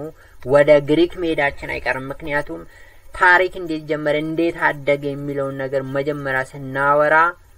እምንጠቅሰው ሰው አለ በያለው መጀመሪያ ባለፈው ኤፒሶድ ላይ እሱም ሄሮዳተስ ነው። ከዛ ቀጥሎ ቱሲዲደስ ናቸው። እነኚህ ሰዎች ታሪክን በጽሁፍ ደረጃ ከትውልድ ወደ ትውልድ ያስተላለፉ ናቸው ለመጀመሪያ ጊዜ ማለት ነው። በጣም የብዙ ዘመናት የሩቅ ዘመን ታሪክን መጻፍ የጀመሩ ሰዎች ናቸው ማለት ነው። ሶ ሂስቶሪዮግራፊ ሲነሳ እንደ ዓለም ምን እናነሳለን? የግሪክ ጸሐፍትን ጸሐፊዎችን እናነሳለን ማለት ነው። ሂስቶሪያኖችን እናነሳለን ማለት ነው። ከዛ በኋላ ነው ወደ ኢትዮጵያ የምንመጣው። መጀመሪያ ሂስቶሪዮግራፊ ምንድነው የሚለው ነገር ያየን ስለሆነ the other major tradition of thinking and writing about the past is the Chinese. ከግሪክ ቀጥሎ ቻይኒሶች ይታወቃሉ በሂስቶግራፊ ማለት ነው። በሂስቶሪዮግራፊ ማለት ነው። The most important early figure in Chinese historical thought and writing was the Han dynasty figure Sima Qian የሚባለው ነው። Despite such early historiographical traditions, history emerged as an academic discipline in the second half of the 19th century, first in Europe and subsequently in other parts of the world, including the US. The German historian Leopold von Ranke and his colleagues established history as an independent discipline in Berlin with its own set of methods and concepts by which historians collect evidence of past events, evaluate that evidence, and present a meaningful discussion of the subject ማለት ነው። Ranke's greatest contribution to the scientific study of the past is such that he is considered as the father of modern historiography ማለት ነው እንግዲህ ስለ historiography ስናወራ መጀመሪያ ግሪክ ጀመረ ቻይኖች ነበሩ ከዛ ደግሞ ወደ ሞደርን ሂስትሪ እንግዲህ ያኛው ፓስት በጣም አንሸንት ሂስትሪ ነው እና ሄሮዳተስ እና ቱሲዲደስ የግሪክ ሙራኖች የታሪክ ሙራኖች የጻፉትና የጀመሩት እነሱ ቢሆንም መጀመሪያ ያ አንሸንት ሂስትሪ ነው ከዛ ያው እንግዲህ ባለፈው ካሉ ጋር የተገናኘ ነገር ፔሪዳይዜሽን ብለናል ፔሪዳይዜሽን አለ ሂስትሪ ፔሪዳይዜሽን የሚባል ኤሌመንት አለው በታይም ሲሪየስ ሁሉ ክስተት ይቀመጣል አንሸንት ሂስትሪ አለ ሞደርን አለ እንዲሁም በመሃል ሜዲቫል አለና በአንሸንት ጊዜ historiography የተጀመረው ግሪክ ውስጥ ነው እሱም የተጀመረው በሄሮዳተስ እና ቱሲዲደስ በሚባሉ የታሪክ ምሁሮች ነው ሞደርኑ ደግሞ በቮን ራንኬ ሊዮፖልድ ቮን ራንኬ የሚባለው የጀርመን የታሪክ ምሁር the father of modern historiography ይባላል ማለት ነው who is the father of ancient historiography ከተባለ ማን ነው ማለት ነው ሄሮዳተስ ነው the father of modern historiography ከተባለ ደግሞ ሊዮፖልድ ቮን ራንኬ ነው የሚባለው የጀርመን ሰው ነው የነበረው በ1795 የቅርብ ነው እንግዲህ የሞደርን ሂስትሪ ስለሆነ ማለት ነው ሶ አሁን ደግሞ historiography ምን እንደሆነ ካየን በኋላ እንደ ዓለምም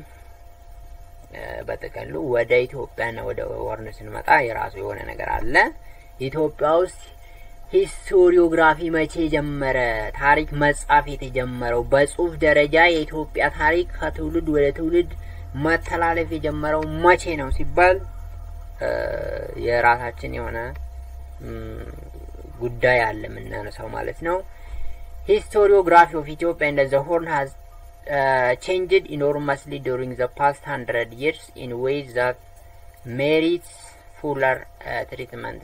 that can be afforded here በጣም በጥንቃቄ የሆነ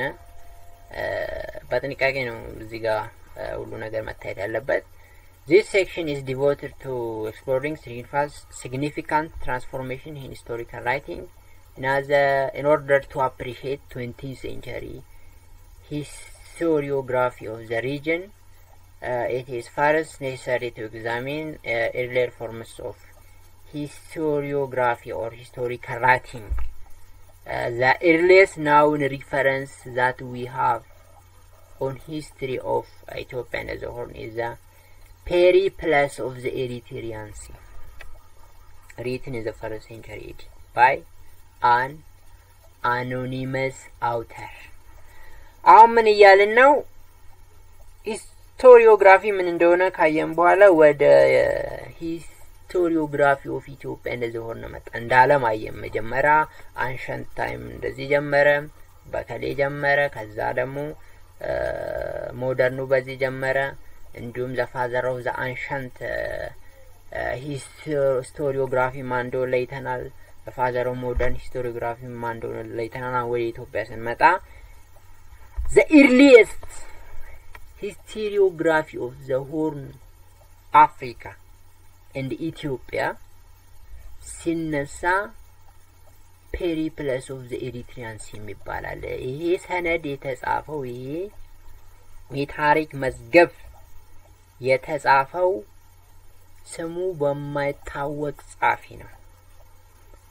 ተጽፏል ተብሎ የሚገመተው እንግዲህ ነገር በ first century AD ነው ማለት ነው first century AD ነው another document describing Aksum's trade and the then Aksumite kings' campaigns on both sides of the sea is the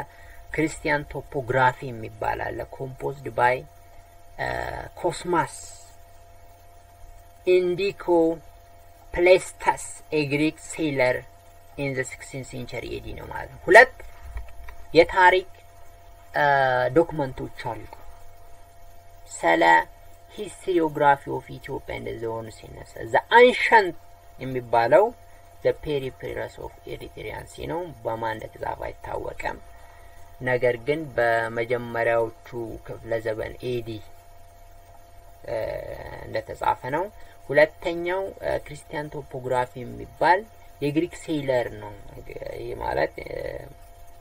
መርከበኛ ነው፣ ነጋዴ ነው እንግዲህ እናም ዲስክራይብ ያደረገው የአክሱምን ትሬድ እና የአክሱም ንጉስ በወቅቱ ያደረገው ዘመቻ በተመለከተ ነው የጦር እንቅስቃሴ ማለት ነው። ክርስቲያን ቶፖግራፊ ይባላል። ያው የተጻፈው ቅድም እንዳልኩት በግሪክ ሴይለር ነው፣ ስሙም ይታወቃል። ኮስማስ ይባላል ማለት ነው። እሱም በ16th century AD ሁለተኛው እድሜ ጠገብ ዶክመንት ነው ማለት ነው፣ የታሪክ ዶክመንት ነው። the historiography of Ethiopia and the Horn በተመለከተ inscriptions aside, the earliest written Ethiopian material dates from the 7th century AD. The document was found in Abba Garima monastery in Yaha. ሌላው አባ ገሪማ ሞናስተሪ ውስጥ የሚገኙ የሃ ውስጥ የሚገኙ ሰነዶች ናቸው፣ ታሪኮች የታሪክ ጽሁፎች ናቸው ማለት ነው። ከነኚህ ቅድም ከተጠቀስናቸው ቀጥሎ ሶስተኛው ማለት ነው። This was followed by a manuscript discovered in ሐይቅ እስጢፋኖስ monastery of present day ወሎ። ከዛ ይቀጥላል ማለት ነው። ከአባ ገሪማ ሞናስተሪ ቀጥሎ በወሎ ውስጥ ሐይቅ እስጢፋኖስ monastery ውስጥ ማለት ነው። in the 13th century AD ነው ደግሞ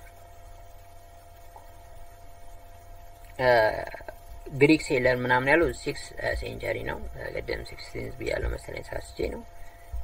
ከዛ ቀጥሎ the value of manuscripts is essentially religious ነው። ያው እንደሚታወቀው በሞናስተሪ ውስጥ የምናገኘው ጉዳይ በአብላጫው የሚያወራው ነገር ስለ ሃይማኖት ነው። ቢሆንም ግን አንዳንድ የማህበረሰብ አስፔክትም ስለሚነካኩ ለምሳሌ በወቅቱ king and priest ሃንዲናን ስለሚሰሩ ስለ ነገስታቱ ሁኔታ ማውራታቸው ስለማይቀር ይሄኛው ንጉስ ቤተክርስቲያን ጋር ጥሩ ግንኙነት ነበረው አልነበረው እንደዚህ አይነት ጉዳዮች ስለሚነሱ ለሌላ የማህበረሰብ አስፔክትስ ትንሽ ፍንጭ ሰጠናል ማለት ነው። for example, the manuscript cited above contains the list of medieval kings and their history in brief. አሁን ቀደም እንዳልኩት እዚህ ላይ እንደተጻፈው ማኑስክሪፕቶቹ በተለይም በገዳማትም እናገኛቸው essentially religious ነው። ነገር ግን ስለ ንጉስ መወራቱ አይቀርም። ምክንያቱም በወቅቱ separation of church and state የሚባል ነገር የለም። ይሄ ሴኩላሪዝም ነው ነገር ስለሌለ ያኔ ሳክራሊዝም ነው። ሳክራሊዝም ማለት በሃይማኖት የተጠመቀ ፖለቲካ ነው ማለት ነው። ወይንም ደግሞ ፖለቲክስ እና ሃይማኖት ተለይቶ በማይታይበት ሁኔታ የነበረ ነገር ነውና ያ ስለ ኪንጉ ሜዲቫል ኪንግ ስማቸው ብሪፍ ሂስትሪያቸው ማለት ነው። the largest groups of sources available for medieval Ethiopian history are hagiographies originating from Ethiopian Orthodox Church. hagiographies ማለት ስለ ቅዱሳን ሰዎች የሚጽፉ ስለ ታሪካቸው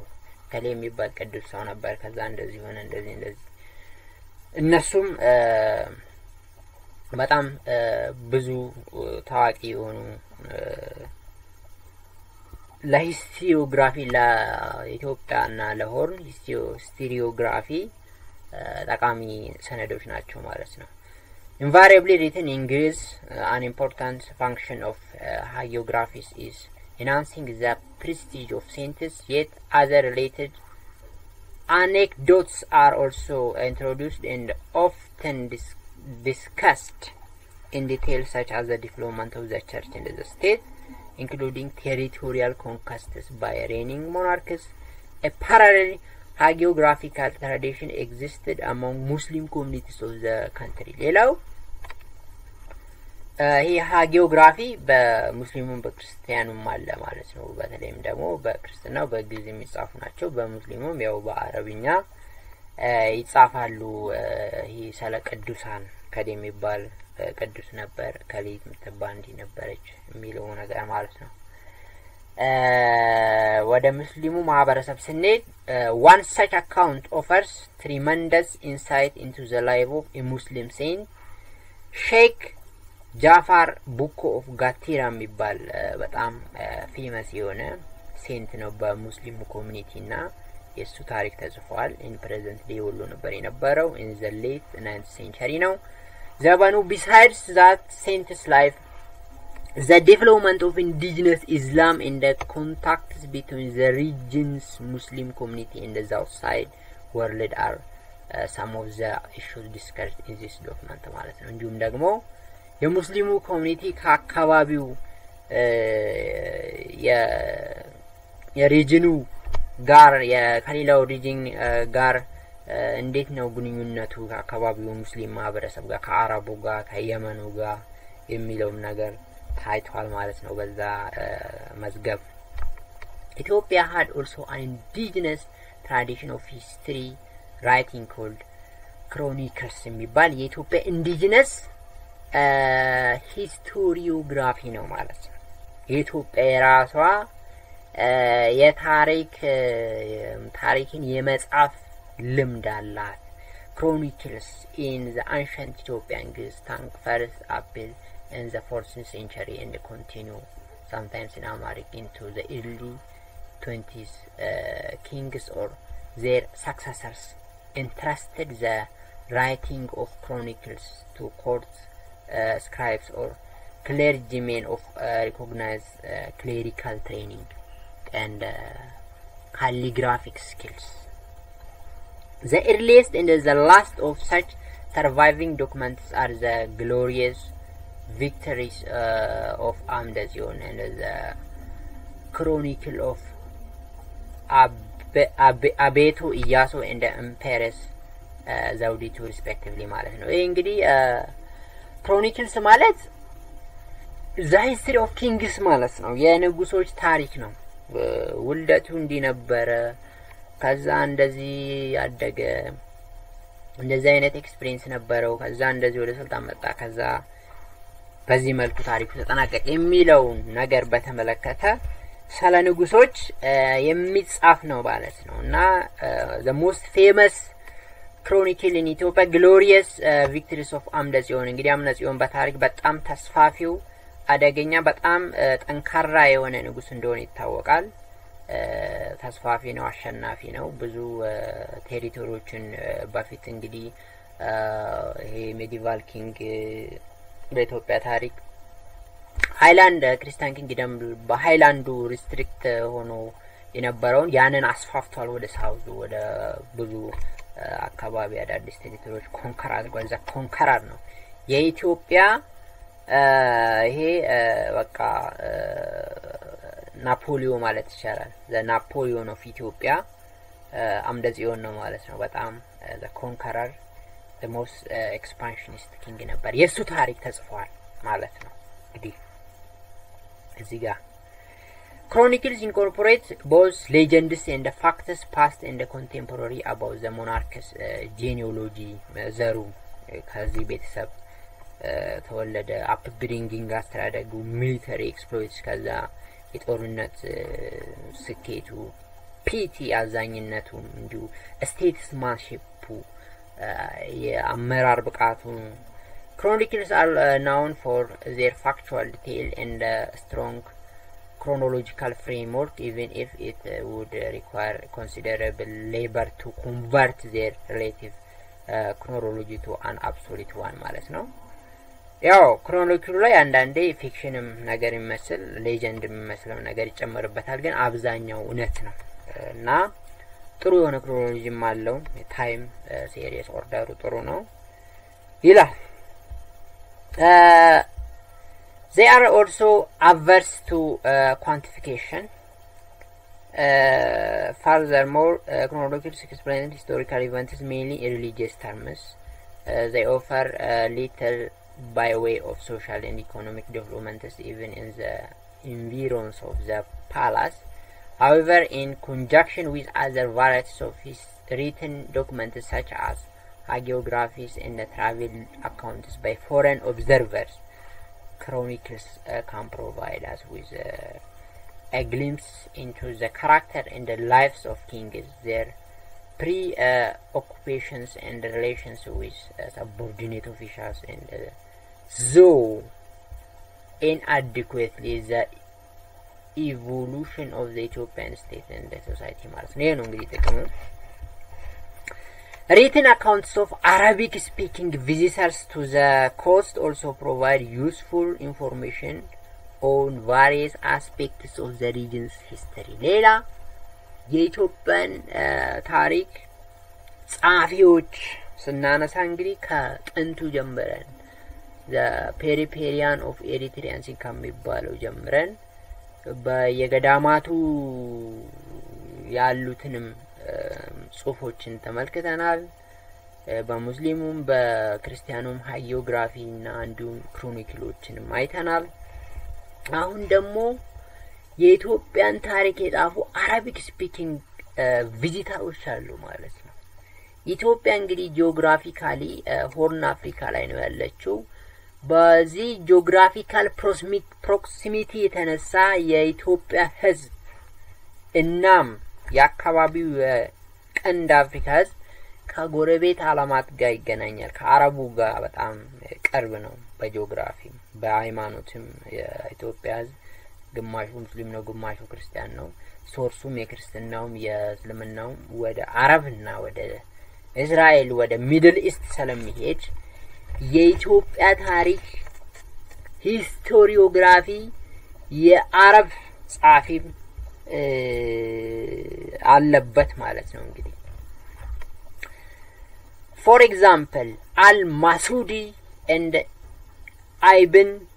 Battuta የሚባሉ ሰዎች described the culture language and the import export trade in the main central region of the East African coast in the 10th and in the 14th centuries respectively ማለት ነው ስለ ትሬዳችን ስለ ካልቸራችን አውርታል ስለ ላንጉዌጃችን የጻፉት ነገር አለ ማለት ነው እነኚህ ሁለት አረብ ስፒኪንግ ቪዚተሮች አልማሱዲ and ኢብን ባቱታ ማለት ነው ይሄም መቼ ነው የሆነው እንግዲህ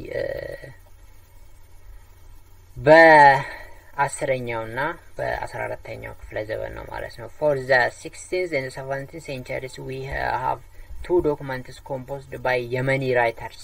who were eyewitness to the event they described the first document entitled Futul al-Habasha was composed by Shihab al-Din who recorded the conflict between the Christian kingdom and the Muslim principality in the 16th century ይላል ማለት ነው ሌላ አረቢክ ስፒኪንግ ቪተሮች ቀጥሎ የመኒ ራይተሮች አሉ በተለይም ፉቱል አልሐበሻ የሚባለው ሰነድ በወቅቱ የነበረ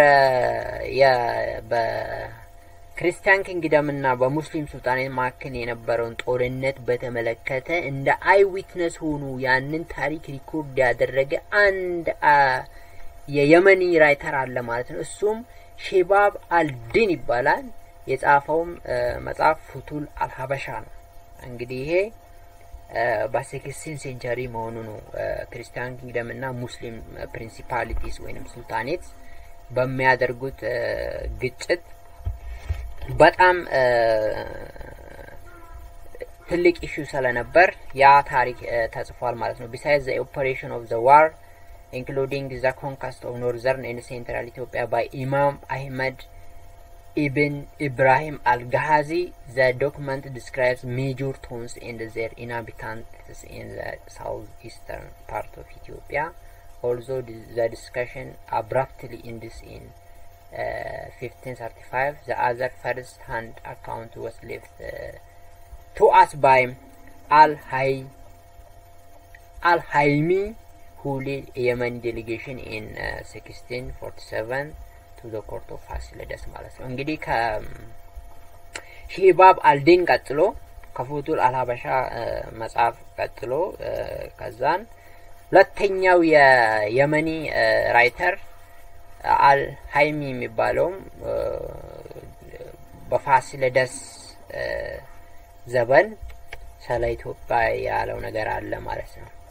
ሌላው other materials that appeared in the 16th century include Abba Bahari's script on the Oromo ማለት ነው written in 1593 ይሄ የቤተክርስቲያን ሰው አባ ባህሪም የጻፈው ነገር አለ በግዕዝ ስለ ኦሮሞ ያው አብዛኛው የሱ ጽሁፍ ችግር ቢኖርበትም አንዳንዱ በጎ ነው እና በጎው ጠቃሚታ ያለውና እውነታ ያለው የኢትዮጵያ ሂስቶሪዮግራፊ ሊስት ውስጥ አለ ማለት ነው not withstanding its limitation የሚለው እንቀድም እንዳልኩት ያው ችግር ስላለበት ነው ግማሹ the document provides us with first-hand information about the Oromo population movement during the Gada system by 16th century እንግዲህ Oromo population movement የሚባል ነበር ኦሮሞ ተስፋፋበት ነው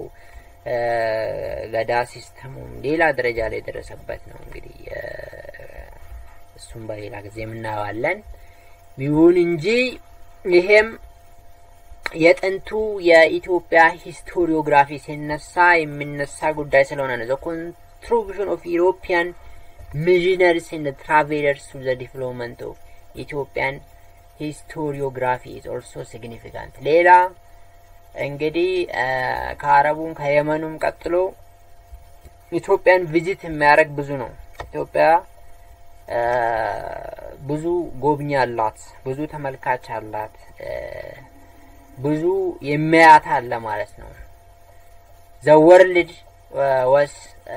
eyeing Ethiopia from the very beginning ማለት ነው ኢትዮጵያን ያላየ ኢትዮጵያን ያልተመለከተ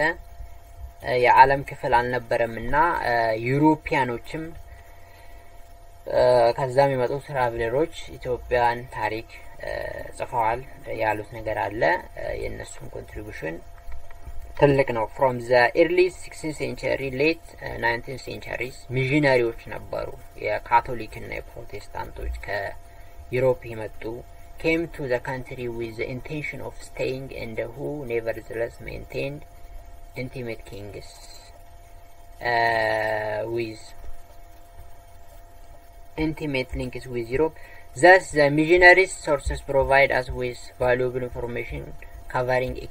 a considerable period. Some of the major topics covered by these sources include religious and political developments within Ethiopia and the country's foreign relations. An example of such account is the Priester John of the Indies, composed by the Portuguese priest Francisco Alvarez, who accompanied the Portuguese mission to the court of Lumnadingil in 1520 ማለት ነው ይሄ ማለት ምንድነው እንግዲህ ሚሽነሪዎች መጡ ነበር ከዩሮፕ እና እነሱም ስለ ኢትዮጵያ ታሪክ የጻፉት አለ በተለይም the Priester John of the Indies የሚባለው ኢትዮጵያን በተመለከተ የተጻፈው ነገር በጣም ወሳኝ ነው ከዛ ትራቨለሮች ነበሩ እነ ጄምስ ብሩስ ለምሳሌ እዚህ ላይ እንደምታዩት one example of travel documents is James Bruce's travels to discover the source of the Nile like other sources however both the missionaries and the travelers materials can only be used with considerable reservations and with care for they are socially and politically biased ያው ችግር አለባቸው ነጮች አብዛኞቹ ወደዚህ ሲመጡ የራሳቸውን የፖለቲካ ጥቅምና ይታ ይዘው ስለሆነ ቢያስም ስላለ እነኚህ ማቴሪያሎች ስንጠቀም ተገቢውን የሆነ ጥንቃቄ ማድረግ አለብን ለማለት ነው እንግዲህ ምክንያቱም መጀመሪያ ስንጀምር ሂስትሪ ዲስቶርት ይደረጋል ሂስትሪ ዲስቶርት ሲደረግ ደግሞ ችግር ነው ምክንያቱም የአንድ ሰው ታሪክ አይደለም ታሪክ የማህበረሰብ ነው ማህበረሰብ ይጎዳል ማለት ነው so we have to be very careful when we use travelers document as source material in historiography ማለት ነው foreign writers also developed interest in Ethiopian studies ከዛኮ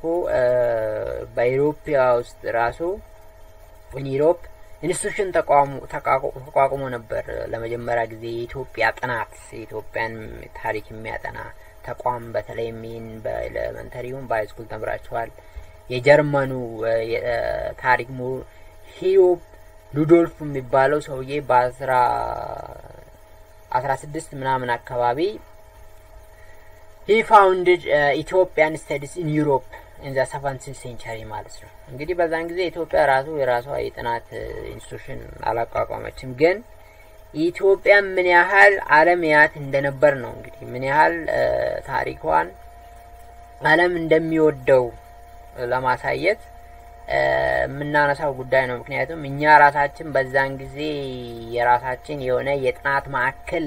ሳናቋቁም ስለኛ ታሪክ ነጭ ተጨንቆ እዛ የጥናት ማዕከል እንዳቋቋሙ ያሳየናል ይሄ ማለት የኢትዮጵያ ታሪክ ለዓለሙ ለአካባቢው ለጂኦፖለቲካው ምን ያህል አስፈላጊ እንደሆነ ያሳያል ማለት ነው ሂሮት Historia Ethiopica የሚል በራሱ ቋንቋ ጽፏል translated into English as a new history of Ethiopia እንደማለት ነው ሉዶልፍ never visited Ethiopia ያው እንግዲህ የሰውዬ ኢትዮጵያን ቪዚት አላደረገው ነው የሚባለው ነገር ግን ቪዚት እንኳን ባደርግ እዛው ሀገር የሚኖሩ የኢትዮጵያ ሰዎችን በመጠቀም ከዛ በሚያገኘው መረጃ ነው ይጻፈው ይባላል እንግዲህ Heroes the country's history largely based on information he collected from an Ethiopian priest named Abba Gorgorios or Abba Grigori who was in Europe at that time. In the 6th century, August Dilman published two studies on ancient Ethiopian history. Dilman የሚባል ሰው ጻፈ Ethiopian የጥንት ታሪክ composed to Ludolf compared to Ludolf Dilman demonstrated all marks of objectivity in the historical research endeavors አሁን እንግዲህ ከዲልማን እና ከሉዶልፍ የታሪክ ዘገባ አንፃር የዲልማን የተሻለ ነው ምክንያቱም እሱ ኢትዮጵያን የማግኘት እድል ነበርውና የተጠቀመው ሶርስ ሜንሊ ፕራይመሪ ነው ያኛው ሰከንዳሪ ላይ ቤዝ ያደረገ ስለሆነ የዲልማን እና የሉዶልፍ ስራዎች በኦብጀክቲቪቲ ይላያሉ ማለት ነው ሞር ኦብጀክቲቭ ነው የዲልማን ከሉዶልፍ አንፃር ሆኖም ቀረም የኢትዮጵያን ታሪክ ስናወራ ብዙ ነገር ነው የምናነሳው ነጭኑን እናነሳለን አረቡን እናነሳለን የመኑን እናነሳለን የዚህ ኢትዮጵያ ውስጥም ያሉትን ከገዳማት እስከ ቤተ መንግስት እስከ ቤተ መቅደስ እንሄዳለን ማለት ነው ሙስሊሙን ክርስቲያኑን ኦሮሞውን አማራውን እያልን ነው እንግዲህ ኢትዮጵያ ታሪክ ሰፊ ስለሆነ ብዙ ስለሆነና የኢትዮጵያ ታሪክ አስፈላጊ መሆኑን ለማስረዳት እንግዲህ ነጭ ፈረንጅ ለመጀመሪያ ጊዜ የኢትዮጵያ ታሪክ ለማጥናት የራሱ ኢንስቲትዩሽን ያቋቋመበት ዘመን ነበር ኢትዮጵያ የራሷን ታሪክ ሳታጠና ያስፈልጋነቱ ምን ያህል እንደሆነ ለማሳየት ነው ወይንም የኢትዮጵያ ታሪክ ተጽኖ ምን እንደሆነ ሌላ የኢትዮጵያ ምሁራን እናነሳለን ማለት ነው Ethiopian scholars in relation to the historiography of Ethiopia and the Horn ማለት ነው ኢትዮጵያ ምሁራኖች አሁን ሰርታለች በእንግዲህ አሁን በተለይም ከ1960ዎቹ በኋላ የኢትዮጵያ ታሪክ በኢትዮጵያ ምሁራኖች መነገድ ጀመረ ከዛ በፊት አብዛኛውን ጊዜ ያው እንዳልነው የውጭው ዓለም ነበር የኛን ታሪክ የሚጽፈው ማለት ነው the earliest group of these writers include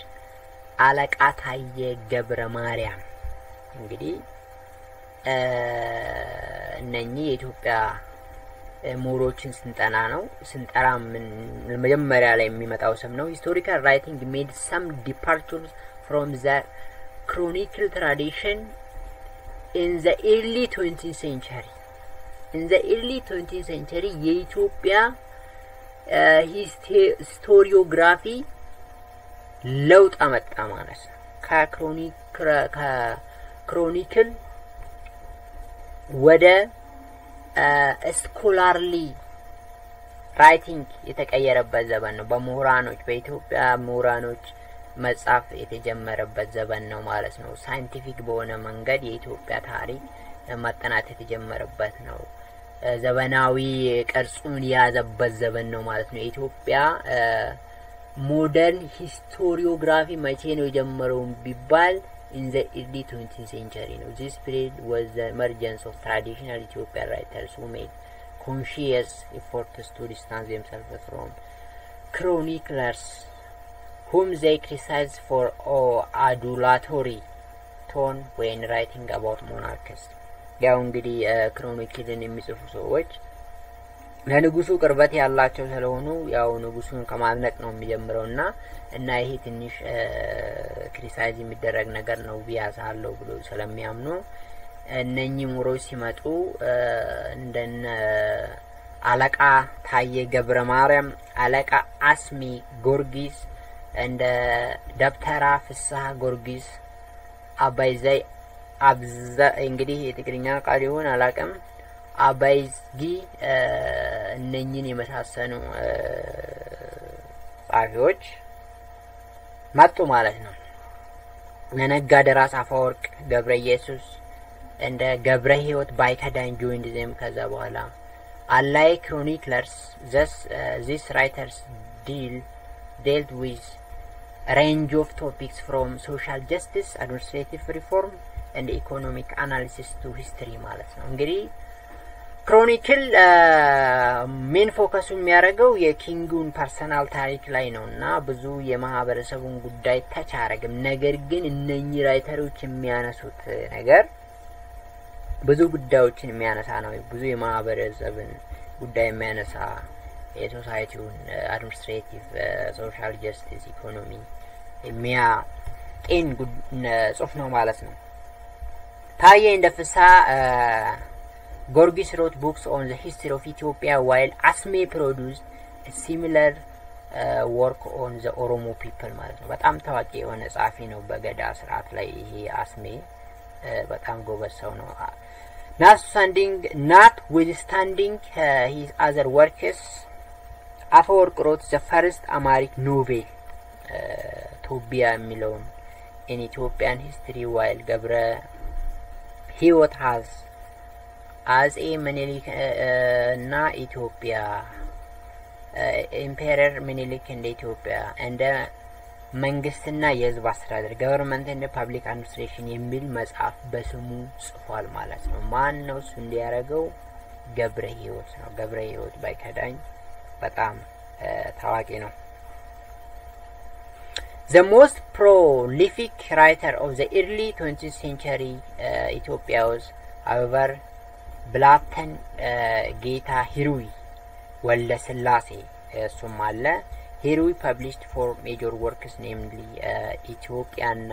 መተማ ኢትዮጵያና መተማ ዋዜማ ኢቭ የህይወት ታሪክ a biographical dictionary and የኢትዮጵያ ታሪክ history of Ethiopia in contrast to their predecessors እንግዲህ chroniclers ናቸው predecessorዎቻቸው ገብረ ህይወት እንደ ሂሩይ exhibited relative objectivity and methodological sophistication in their works ማለት ነው እነዚህ ሰዎች በተለይም የገብረ ህይወትና የሂሩይ ስራ ከሌሎቹ ቀደም ከተጠቀስናቸው አንፃርም ከክሮኒክለሮቹም አንፃር የተሻለ ነው በጣም ዘመናዊ የሆነ ሜቶዶሎጂካል ሶፊስቲኬሽን ያለው ኦብጀክቲቪቲው ሞር ተቀባይነት ያለው ነው ማለት ነው። Unfortunately, the Italian occupation of Ethiopia interrupted the early experiment in modern history writing and publications ማለት ከዛ የጣሊያን ወረራ መጥቶ ነው እንግዲህ ይሄንን የታሪክ ስነዳ ፕሮሰስ ያቋረጠው modern Ethiopian historiography was interrupted by Italian intervention or invention ማለት ነው። ከዛ በኋላ እንግዲህ after liberation ነው የምናወራው ማለት ነው። after liberation ነው የምናወራው ከ1941 ምናምን ብለን ማለት ነው። after liberation እኛ post liberation ናቸው ጣሊያኖችም ሳይመጡ ተጀመረ ነው ማለት ነው። እነኛ ፕሪ ናቸው እነኚህ post liberation ማለት ነው። post እና ፕሪ obvious after liberation ወይንም post liberation እነኛ ፕሪ ነው ፕሪ invention ወረራ ሳይመጣ በፊት ተክለ ጻዲቅ መኩሪያ formed a bridge between writers in pre-1935 and Ethiopia professional historians who came after him ማለት ነው። የተቋረጠውን የኢትዮጵያ modern historiography and the bridge እንደ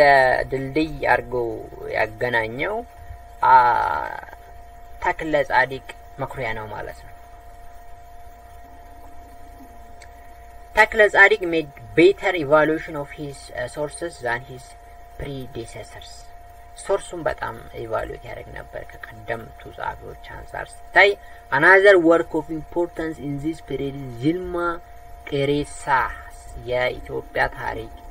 በ16ኛው ክፍለ ዘመን እዚህ ጋር ይልማ ዴሬሳ ነው የሚለው ብዙ ጊዜ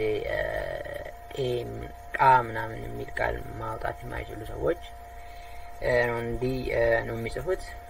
ኤኒዌይስ ይልማ ዴሬሳ እንበለው።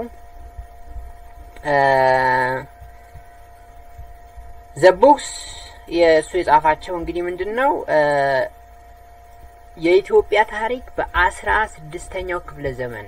a history of Ethiopia in 16th century የሚለው ነው።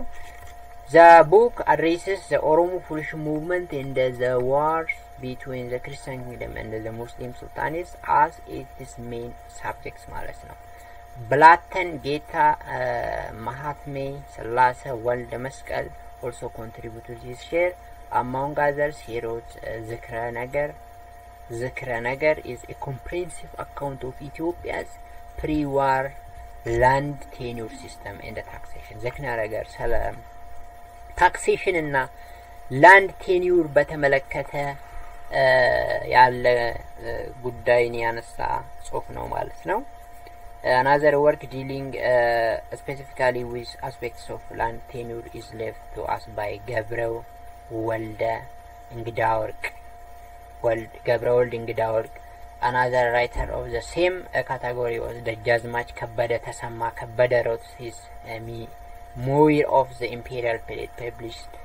የታሪክ ማስታወሻ in 1962 ማለት ነው። እንግዲህ የታሪክ ማስታወሻ ተብሎ በ1972 የተጻፈው ከንጉሱ ጋር የነበረውን ህይወት በአስመልክቶ ነው። የንጉሱ ዘመን ነው እንግዲህ የኃይለ ሥላሴ ማለት ነው ይሄ።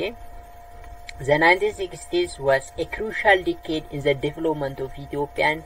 historiography, for it was in this period that history emerged as an academic discipline. በ1960ዎቹ የኢትዮጵያ ታሪክ አሁን ደረጃ ላይ የደረሰበትን ለመድረስ የመጀመሪያ ለውጥ የታየበት ነው ማለት ነው። ያኔ ነው እንግዲህ በዩኒቨርሲቲ ደረጃ ትምህርትም የተጀመረው ሰውን በደንብ የተማረው የኢትዮጵያ ምሁሮችም ያኔ ነው ለመጀመሪያ ጊዜ የወጡት። ትምህርቱም በተለይም ሂስትሪ ራሱ እንደ አካዳሚክ ዲሲፕሊን የተጀመረው ያኔ ነው። እንግዲህ ከዚህ ጋር ተያይዞ 1960ዎቹ የኢትዮጵያ የታሪክ ጽሁፍ የኢትዮጵያ ሂስቶሪዮግራፊ ነገር ጥሩ ደረጃ ላይ የደረሰበትና ወርቃማ ዘመኑ ነው ማለት ነው። it is the golden age for historiography of Ethiopia and the Horn of 1960s, the golden age of Ethiopian historiography, the golden age, very golden age. Very great writers emerged during that time. The pursuit of historical studies in a full-time occupation began with the opening of the Department of History in 1963 at the Zan Haile Selassie First University. አሁን አዲስ አበባ ዩኒቨርሲቲ የሚባለው ማለት ነው እኛ ያለንበት the production of BA thesis began toward the end of the decade. The department launched its MA and PhD programs in 1979 and 1990 respectively. Since then, researches by faculty, both Ethiopians and expatriates and students have been produced on various topics. Also entirely research organization, the Institute of Ethiopian Studies, IES አሁን አዲስ አበባ ዩኒቨርሲቲ ውስጥ ያለ ራሱን የቻለ ማዕከል ነው እንደ ሙዚየም ሆኖ የሚያገለግል is the other institutional home of professional historiography of Ethiopia. The IES Ethiopian Studies ሚለው ማለት ነው Institute of Ethiopian Studies was founded in 1963. Then, since then, the institute housed a number of historians, of whom the late Richard Pankhurst, the first director and the founding member of the institute, is worthy of note here. ይህን አይነት ሂደት ነበር በጥቅሉ ማለት ነው። እንግዲህ የኢትዮጵያ ሂስቶሪዮግራፊ በፕሮፌሽናል ራይተሮች መጻፍ የተጀመረው በዛ ዘመን ነው ማለት ነው። The professionalization of history is in other parts of the Horn is a post-colonial phenomenon ማለት ነው። አብዛኛውን ጊዜ ወደ አፍሪካ ስንመጣ professionalization of history ወይንም ደግሞ modern historiography ለሌሎች አፍሪካ ሀገሮች በተለይም ለአፍሪካ ህዝቦች ፖስት ኮሎኒያል ፌኖሜና ነው ማለት ነው። ነፃ ከወጡ በኋላ ነው።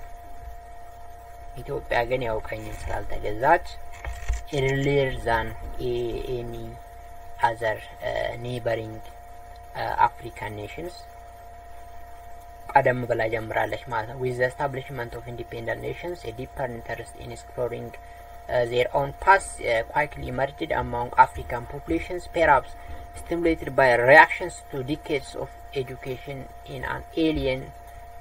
imperial historiography. With this came an urgent need to recast the historical record and to recover evidence of many lost pre-colonial civilizations. The decolonization of African historiography required new methodological approach, tools of investigation to the study of the past that involved the critical use of oral data and tapping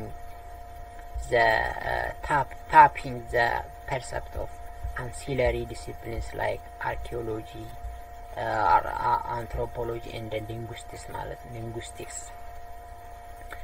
እንግዲህ ኮሎናይዜሽን አፍሪካ ውስጥ ካበቃ ድረስ የአፍሪካ ታሪክ ራሱ ኮሎናይዝ ተደርጓል። ሂስቶሪዮግራፊው የአፍሪካ በነጮች የተያዘ ነበር። ከዛ ከነጻነት በኋላ የአፍሪካ ታሪክ እንደገና መጠናት ተጀመረ። ያለፈው ታሪክ በተለይም አንሸንት አፍሪካን ሂስትሪ በአፍሪካን ስኮላሮች የታየበት ሁኔታ ነበርና ይሄ 1916 ለኢትዮጵያም ሆነ ለአፍሪካው it is the golden age for African historiography as well as for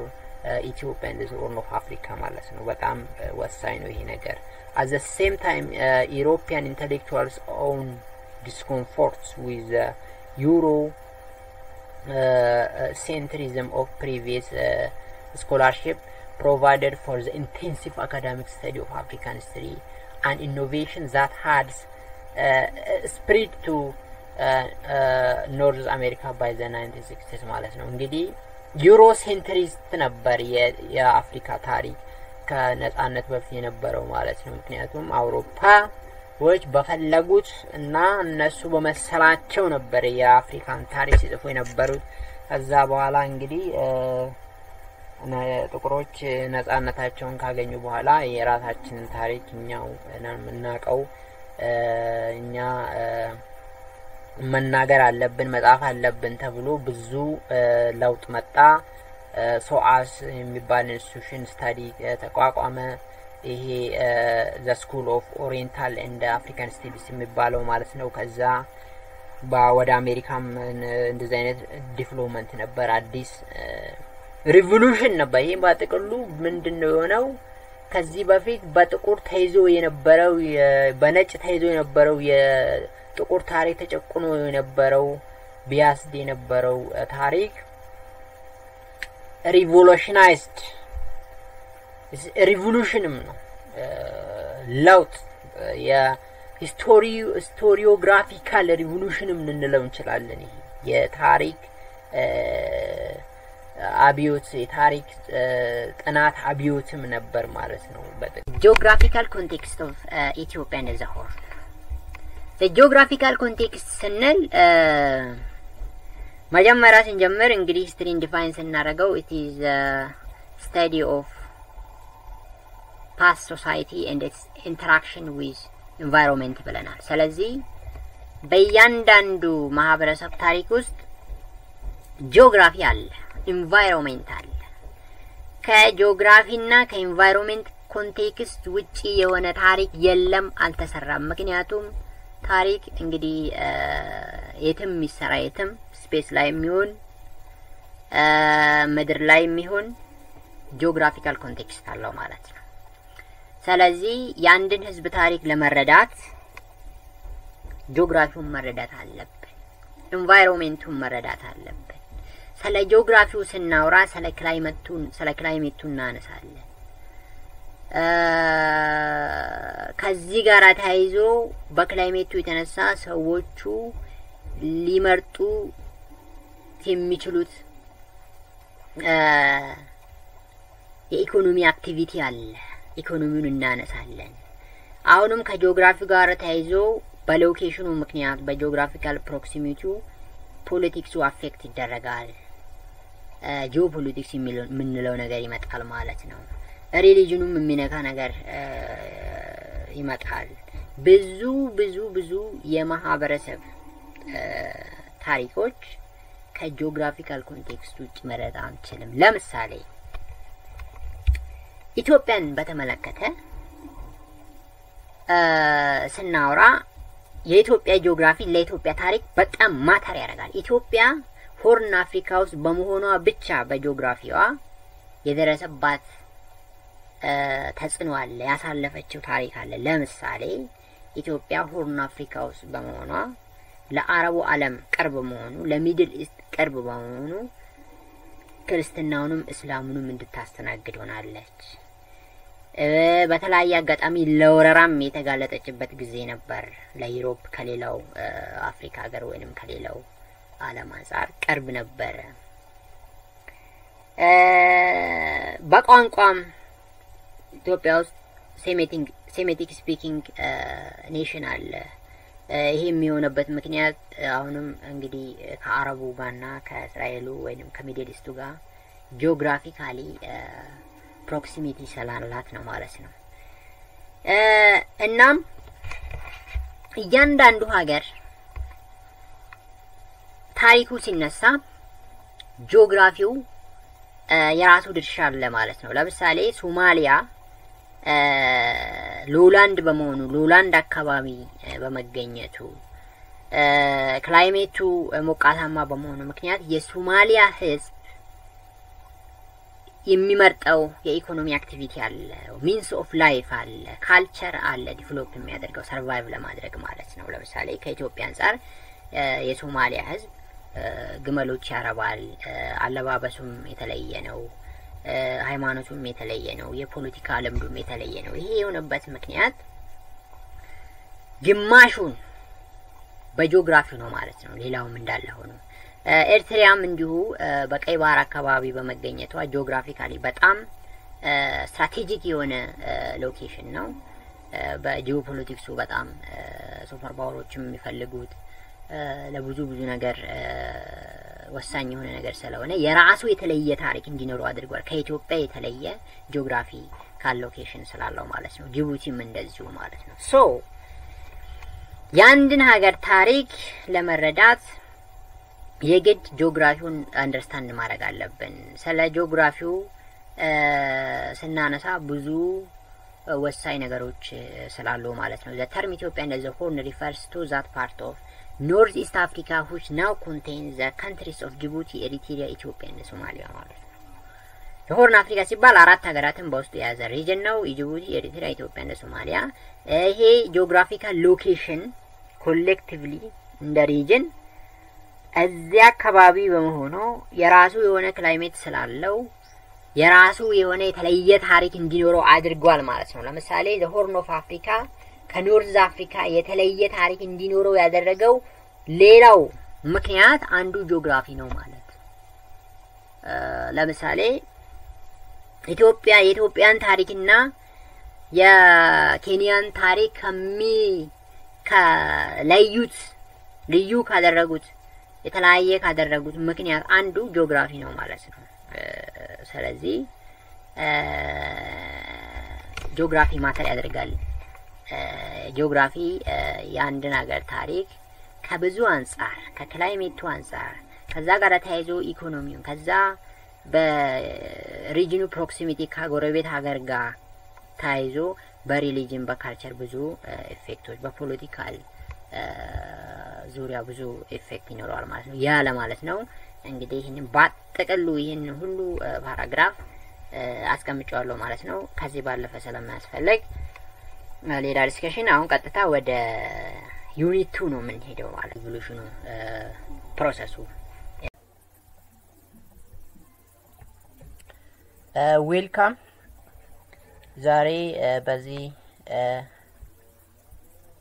ርዕስ የምናነሳው ዩኒት 1 ኢንትሮዳክሽን የሂስትሪ ኮመን ኮርስ ነው በዩኒቨርሲቲ የሚሰጠው እና ይሄ ሁሌ ሌክቸር ፕሪፔር የተደረገው በአዲስ አበባ ዩኒቨርሲቲ ተማሪዎች ነው እኔ ከስኩል ኦፍ ሎ ኤሊያስ